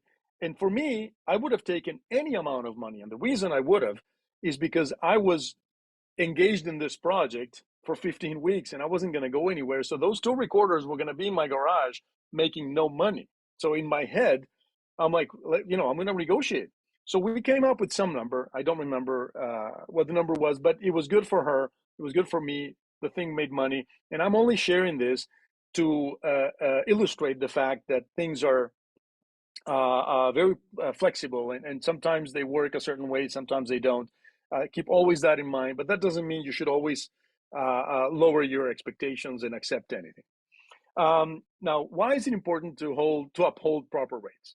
So I have a couple of things that I wrote down. One is, if you need to get replaced, can you find somebody who will accept those same rates? That's very important. We all go into these passion projects on a weekday, or maybe 2 or 3 days, Wednesday, Thursday, Friday, and then for I don't know, $300 a day, and suddenly for Thursday they call you to do a 1-day commercial that you're going to make $2,000 on. I mean, if you're an idiot, you would honor the original commitment. But I mean, hopefully you're not an idiot and you understand that you're in this business to make money. And so now you have to find somebody to replace you. And who among your friends or colleagues is willing to work for $300 a day? You see what I'm saying? So I've been in situations like that where there's been like a passion project or something. And what I have told them is, this is the lowest I would accept. This is the number. But please understand that if I get a proper paying union job or a proper job, I'll have to, bail out. Are you okay with that? And if they say yes, I said, and are you okay with you finding a replacement? And I was in that situation once with a group of people from Chicago who were filming in LA, and they were incredibly understanding. And we made an agreement that I had agreed to a lower rate, but if I got a call, they would bump me to full rate. They agreed to that. And I said, the chances are very low, but if that happens, oh, absolutely. Well, of course, as it always happens, I got like 4 calls from the same 2 days, and it became this terrible thing. So I called them. I said, guys, I'm so sorry. I can show you the text. They're like, no, it's fine. We'll pay your, sorry, we'll pay your rate. They honored the deal, which was amazing, but that doesn't always happen. So the other reason is, if something breaks, will the rate they're paying you allow you to sub-rent a replacement? That's also a consideration. If it's a project that doesn't have the budget, They may or may not have the budget for insurance. They may or may not have the budget to buy a new transmitter that went into the toilet. So the third consideration is that if they have a real budget, you're doing them a favor. You're accepting the job for cheap and all that stuff. And then you think that you're kind of investing in them, you're investing in the relationship. And when a proper job comes along, they'll pay you the proper rate. Well, I have to bring you some really sad news. 95% of the time, when they have a proper job, they don't call you again because you're the $300 a day guy. Unfortunately, that's the reality, that's human nature. And finally, the thing that you should remember is that if you're hired on price, you are replaceable. So don't ever think that you have a relationship with that client if the reason they hired you is because you were $50 cheaper than the other guy. Don't ever forget that. They may be nice to you. They may say that you're amazing and all those things that everybody always says. That's why when people say nice things about me, I never believe them, not because I have low self-esteem, but because I know that on the set, at the end of the day, people just say things to be nice. And just remember that. That's just a reality. And it's only a relationship if they kept calling you. And if you raise your rates on December 31st and they call you on January 1st, you tell them, guys, you guys are awesome. I love working with you, but please understand that I changed my rates starting today. And so it's going to be, and if they say, cool, we'd love to have you, that's a relationship. Don't ever forget that. The other thing that I see people have sometimes questions about is how to charge for expendables. Now, there are two schools of thoughts. One school of thought says that if you're working like on a TV show or a feature, usually the expendables comes from a different budget. That doesn't come from you. You give them a list of stuff, whether it's batteries, tape, stickies, things like that. Sometimes rechargeable batteries are part of the expendables, depending on the project. So you send them a list, and you make a deal with a vendor, and by deal I mean you enter their system and production gets into a deal. And I know a lot of people who, even if they do a one-day job, they have production by the expendables, which I find inconvenient. I think when people hire me for a commercial or for a corporate job, if it's a 1, 2, or 3 day job, they just want to know that they're going to write a check and they don't have to think about all the ancillary stuff. So I have a little Excel sheet in which, actually I can share this screen. If you guys will allow me to share screens. Yeah, you're good to go. Okay, give me a second here, share screen. So that's you guys. Okay, do you see the Excel sheet? Okay, so you're gonna see, this is my sheet, my numbers in Los Angeles. Everybody has different numbers. So I have on the left, if you see can you see this, you guys? Yeah, we can see it. Okay, so on the left, I have a list of stuff, my recorders, then my microphones, then my wireless systems, then time code, then miscellaneous, speakers, cards, that kind of thing. And then here I have like a more packaged situation, mixer kits. I have three rigs, then booms, then wireless, whether it's for talent or camera, my K-Tek kits, time code, then playback system, then an in-ear system. Then I have something I call build a quote. The top here, it's called bank transfer fee, because I noticed that in the last couple of years, people are not sending me checks anymore. They're putting together, they're doing bank transfers, and my bank is charging me. So I just add that in there, and then I add in the mixer. This is for a documentary project, and the boom labs and all that stuff, and then expendables. I have it here, expendables. Normally, I would put in $4 a day per wireless device. What I do is I add up how many labs, how many K-Teks, and how many camera feeds, and whatever that number is per day, I multiply that by 4, and that's my expendables. So I'm going to stop sharing here. Okay, back to normal, right? Okay. Yep. And so the expendables is not just batteries, because you are accumulating a bunch of GAC, like stickies, like overcovers, undercovers, The little wire, the live bullets, those things get lost, get broken. So that is like an arbitrary number that I came up with. That's $4 a day per wireless device. It's just a way for me to kind of calculate what it's going to be without having to do hard math, because I hate doing math. And so that number is there. I add everything up, and that's like an a la carte thing. And then I may apply a discount to that. That's separate. But I'm only mentioning this because expendables are a thing. But the client that's hiring you for a 1 or a 2 day job not necessarily needs to know or will be aware that you have other costs. They don't want to be nickeled and dimed. So that's something you take into account. So batteries, whether it's alkaline or rechargeables. I did a corporate job in Seattle a few years ago in which they said, we don't give you money for batteries. I said, yeah, but I use mostly rechargeable batteries. So we had like a bit of a tug of war. And I said, I'll tell you what, at that time, I started using the Lada IKEA AA batteries, which are actually pretty good. And I said, how about this? How about you buy me, I forget, 8 or 12 of those. And it was a 2-week job. And then we're done. The guy's like, okay, we'll do that. So, be creative, figure out ways in which things, can work in your favor. So batteries, tape, whether it's paper tape, gaffer tape, transport, top stick, Joe's sticky stuff, any of those things, moleskin over covers, safety pins, rubber bands, smart batteries. Sometimes smart batteries are expendables as well. I did a show last year that was very, very heavy with portable situations, and we just needed to have extra smart batteries. And production bought us, I think at the end, they ended up buying 3 smart batteries. And of course, I kept them, I still use them, but because of the project, because of the situation, it made sense to have them cover that. Thank you, Patrushkha. Paper towels, cleaning supplies, canned air. Thank you. Thanks very much.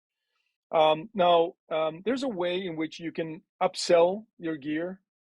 This I learned from Aaron Cooley, Cujo. He's in Atlanta, very entrepreneurial and very smart in business and in other ways. And so one thing that he taught me was, let's say the client says, well, listen, all I have is $400. Let's say you put together a gear for, let's say, $500 for gear. And they said, oh, $500, all I have is $400. One way that you can upsell your gear and get the money you want is you can tell them, listen, the rate is $500, but how about this? I'll throw in 1 more lav and 2 more Comtex or 4 more Comtex. And it's hit and miss, and it's hard to tell how they're going to go. Maybe the number is just really the thing that drives them. But on the day, they'll be happy to have a couple of extra Comtex. And maybe already, maybe you already were planning on giving them some extra Comtex, or maybe not. Comtex are cheap.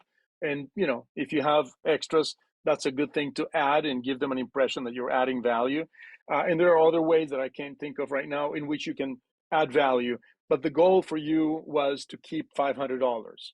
And so find ways where you can maybe give them a little bit more, but you are still going to be invoicing them for $500. The kind of the typical 1 day basic package situation is $800 a day for labor, excuse me, $400 a day for gear. That's typical. I have been charging a little bit more. I know Adam charges more, but basically that's a nice number. So you're saying to yourself, I'm leaving the house for $1,200. Now, let's say the client says, well, I have, $700 and I have $400 for gear, $700 for labor. Well, that's $1,300. So you can tell them, listen, my labor rate is $800. You don't tell them I need to make $1,200 a day. You just tell them my labor rate is $800. They may say okay, or they may say, well, I can only go to $750. Well, you can say to yourself, you can say yes. Actually, that's a really nice payday. But you can also say, well, tell me what the gear is. And when they tell you the gear, you tell them, turns out that because you need this, this, and this, I'm going to have to charge you $450 for gear. And you'll be surprised that sometimes that works. I have had jobs in which they pay me very little for labor, but the gear was way more than what I would have charged them. And so it adds up to a number that I thought was okay to leave the house. So always keep in mind the number for which you're willing to leave the house. have that number and try to stick with it. That is helpful in negotiating. And so that's the counterpart of this kind of upselling gear. So the next section is buying and owning gear, which I found that it's really very important. So before I move on to that, if you guys have any quick comments or questions, it's 12 o'clock. Adam, what do we do? Do we have to stop? No, we don't. I'd say let's shoot for 12:15, Blas. Okay. If is that reasonable for your? It's reasonable. I'll just go through this quickly, and we'll do a quick Q&A. Sorry, guys.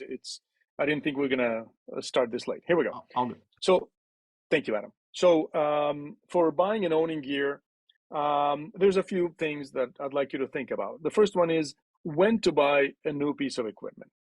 The second one is what to buy new, what to buy used. Then buying gear for a specific project. And the last one is buying gear on credit. I'm going to go through it as quickly as I can. When to buy a new piece of equipment, new to you, a piece of equipment. If a project's rental rate will cover the cost, that's a good reason. If you have a project that you know is going to be 20 weeks, I did that project that I mentioned in 2015 with the Lakers for the NBA, and I figured out that I didn't have to walk around with a heavy 664 and a 411s.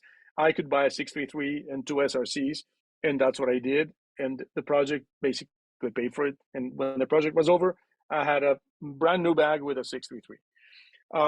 If it costs more to rent than to buy, if you need earwigs for 1 day or for 3 days, you rent them. That's the wireless earwig. I'm sure you guys are familiar with what I'm talking about, the playback earwigs that are VHF technology.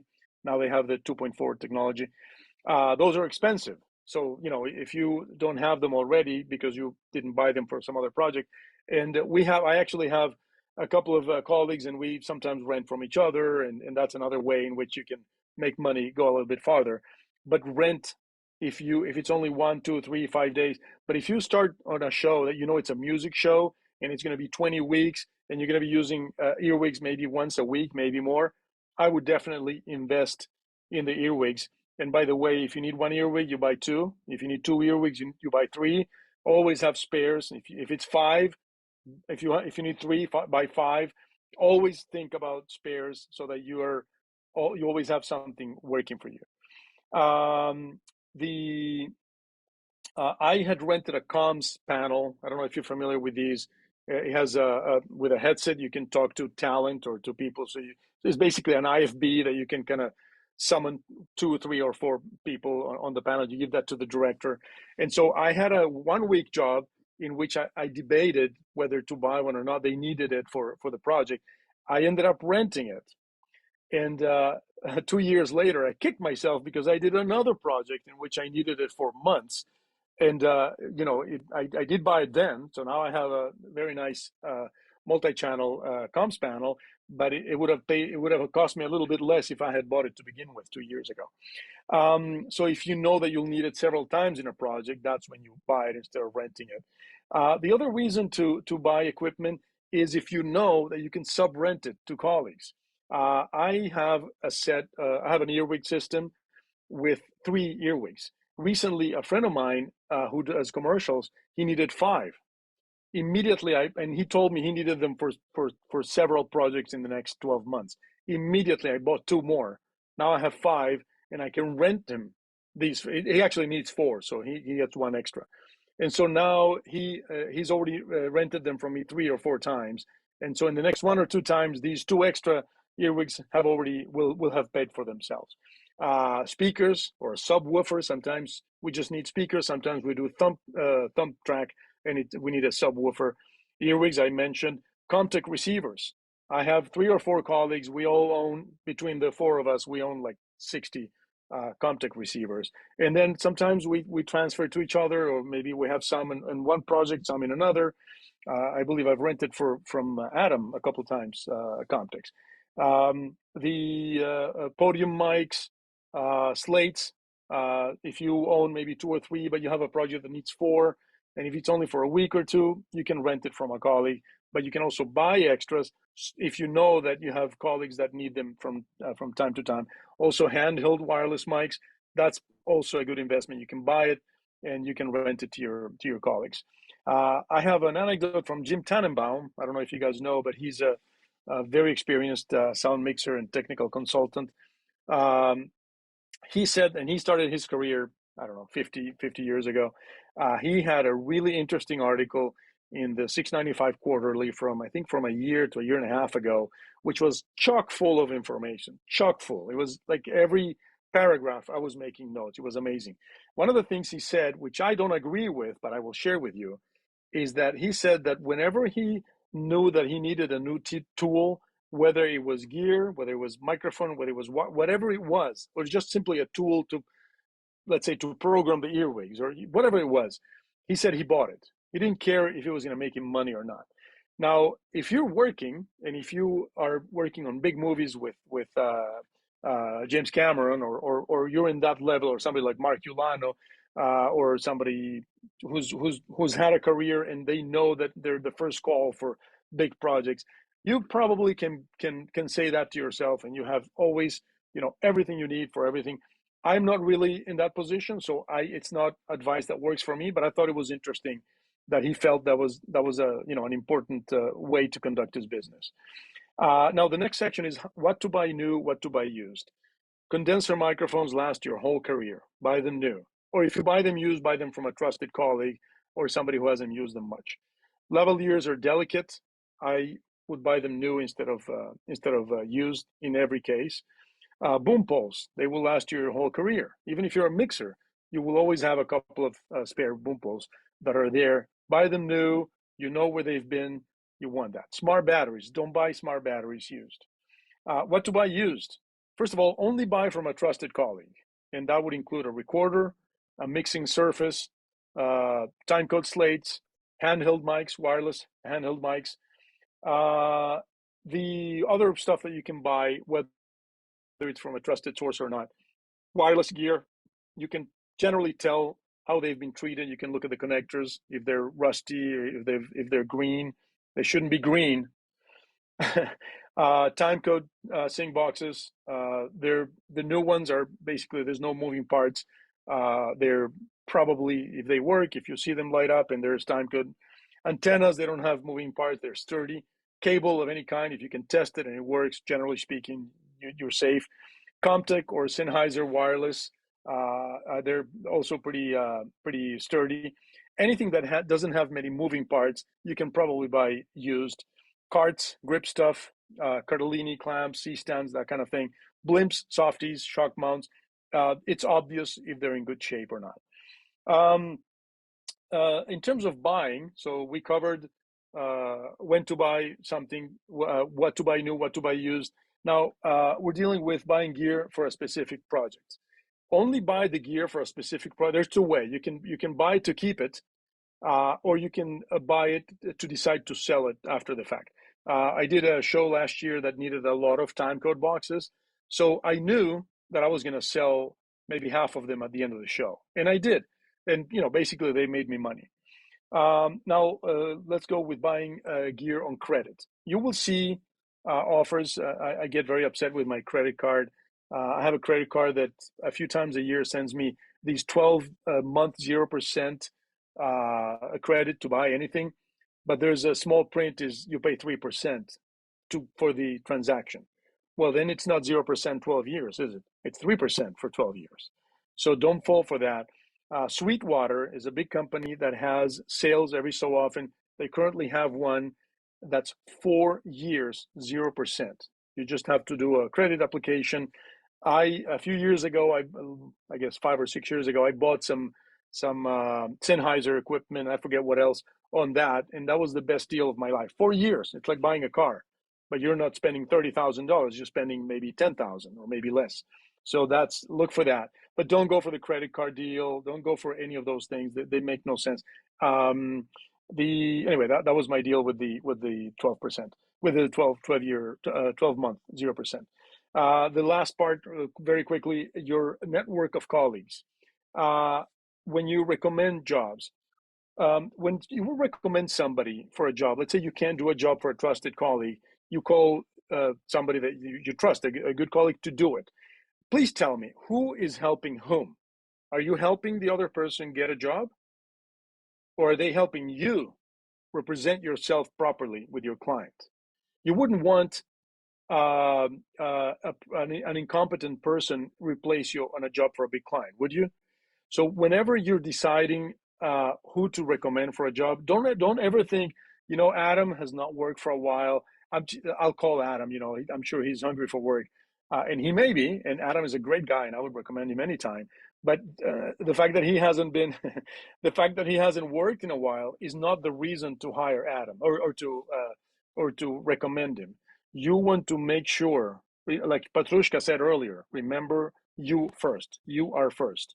So you are not helping the person. You're not the big guy because Adam is going to buy me lunch tomorrow because I recommended him for a job. No, he's helping you do a good job. Adam is the one who's going to do a better job for you than he would for his own clients. Adam is the guy who's not going to give the client his own business card at the end of the show and tell them that he can do it cheaper next time. Adam is the guy who respects your relationship with the client, and if the client calls him a week later, he will remember that that was my client, and he will say, "Oh, is Blas not available again?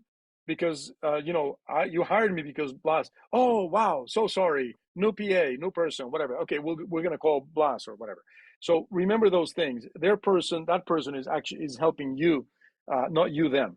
When you can't do a job for a project, and the client asks you, I think my earbuds died. Not yet. Okay, we can great. still hear you. Yeah, good. But I get the little sound in my ear. So if the client calls you and tells you, "Oh, I need somebody for so and so," and you tell them, "I can't do it," they will ask you, "Can you recommend somebody?" Do not send them a list of phone numbers with your 3 best friends. Call Adam and tell him, "Adam, I need somebody on Thursday. Are you free? Okay, and this is the rate, blah, blah, blah." Okay, great. Hang in there. Hold on. Call the client. Tell them you are in great hands. You're going to call Adam. Here's his phone number. He's my best replacement. He's better than me. I hope you never find out that he's better than me, but he's the guy. And they're going to call Adam, and he's already going to know what I was charging. And he's already going to know what the job entails and all that stuff. I had that happen to me. I had a person recommend me and 2 other of my colleagues, and we were all calling each other, trying to understand what was going on.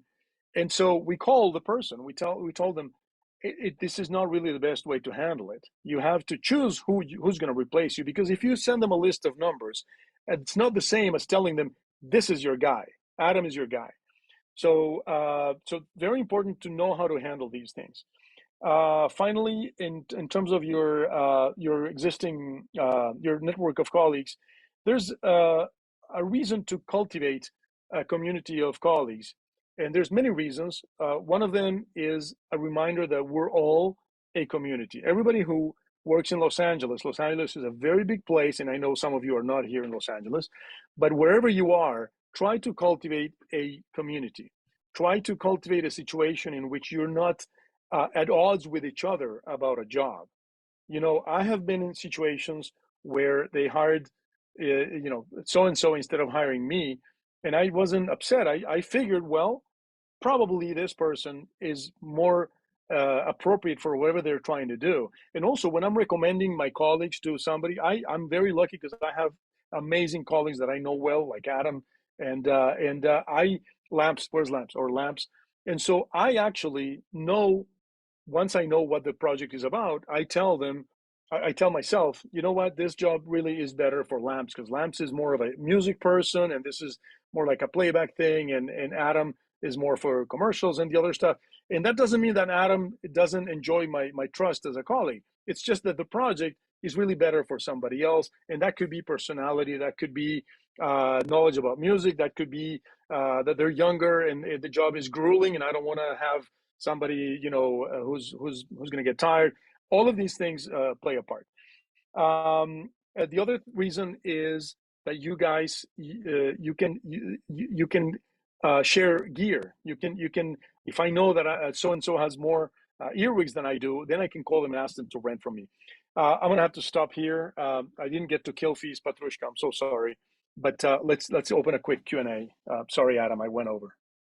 Oh, no worries. Yeah, we could have started earlier. We were all chatting around, but I think, yeah, let's do a quick Q&A if you've got anything to ask for Blas, and then what we'll do is we'll cut the stream, but we'll hang out. If anybody is just hanging out and wants to talk about any topic, we can stay for a bit.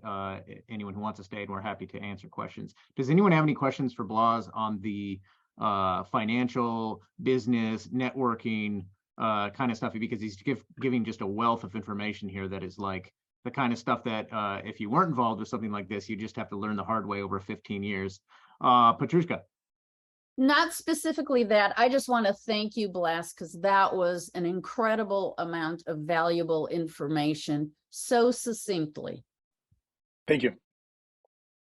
Yeah, absolutely. And you've always had that, I know, going back to, we had the negotiation seminar, right? Back at the local 80, was it? Which we did a couple of those. Those were great. Yeah, we should do those. Yeah, we should talk to Chris. Well, we're doing I'm trying to do it more in the context of local 695, because I think a smaller group is better. Yeah. Chris, go ahead.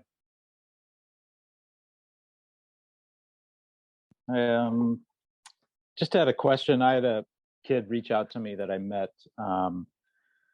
He's in Vancouver and he's putting together a little project for 15-minute, short that he wants to do, and I probably going to help him out. There's like no budget on this thing. You have any suggestions on how to help with that? I mean, I can't obviously do the post or the production sound. I'm just helping on the post end, but obviously the production is important to me as well. Yeah, thank you for that question. What I do is I get calls and they say, do you have like a student or somebody, and they are implying that they know this is not for me, but sometimes maybe they secretly want me to do it because I know they know that I have the experience. Depending on the project, depending on the situation, I actually enjoy working in these passion projects, these festival shorts, that kind of thing. And so what I tell them is, what are the dates? I'm free or whatever. Maybe I have two very dear friends who are Caleb Mose and Sabi Tuluk, and to an extent Charlie Mead, only because we're definitely good friends, but because he lives closer to me. So the three or four of us tend to kind of make these deals where we tell them, I have this thing that's like a shitty thing, but could you maybe replace me if one of those days I can't do it or whatever, and we work it out. But what I do tell the client is, listen, I normally don't do this. This, as you know, I have professional rates, whatever.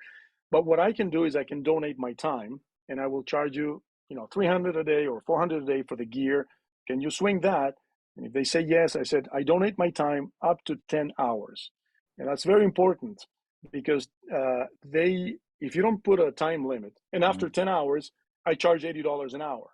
And so if you don't put a time limit, it puts you in a different category from some kid who's eager to help out. And it puts you in the category where they know they have to use your time wisely rather than call you at 6 a.m. and they don't care what time they're going to wrap. Having said that, I also I'm lucky enough that I have students and people starting out because I taught at CSUN for one semester, and I also do these mentorship things. So I have people that I feel that maybe they're not quite ready for a professional situation. And I tell them, listen, I have a guy who's very smart, has boomed for me on a couple of things or whatever.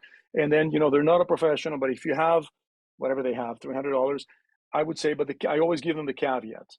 And I tell them this is, the person. Now, Chris, you should know that Chris Howland has a list of passion project. What is it called? Passion project list or something like that? Yeah, it's like people interested in working on these kind of passion projects. And some of those people are up and coming people. So, maybe that's a good avenue for you. Okay. How would I find that? I would just say offline, you can contact us and we can just start an email chain. I'll send you my email right now in a text message here on the chat. Okay, that'd be great. But I would say let's stop our recording part of this because we are at 12:23. We're a little bit over. But I want to keep this conversation going now after that. And if anybody has any more questions we have some people on here who haven't said anything. If you guys want to say hello and you want to ask us anything, go ahead. Lamps, are we good to cut the? Yeah, stop the recording.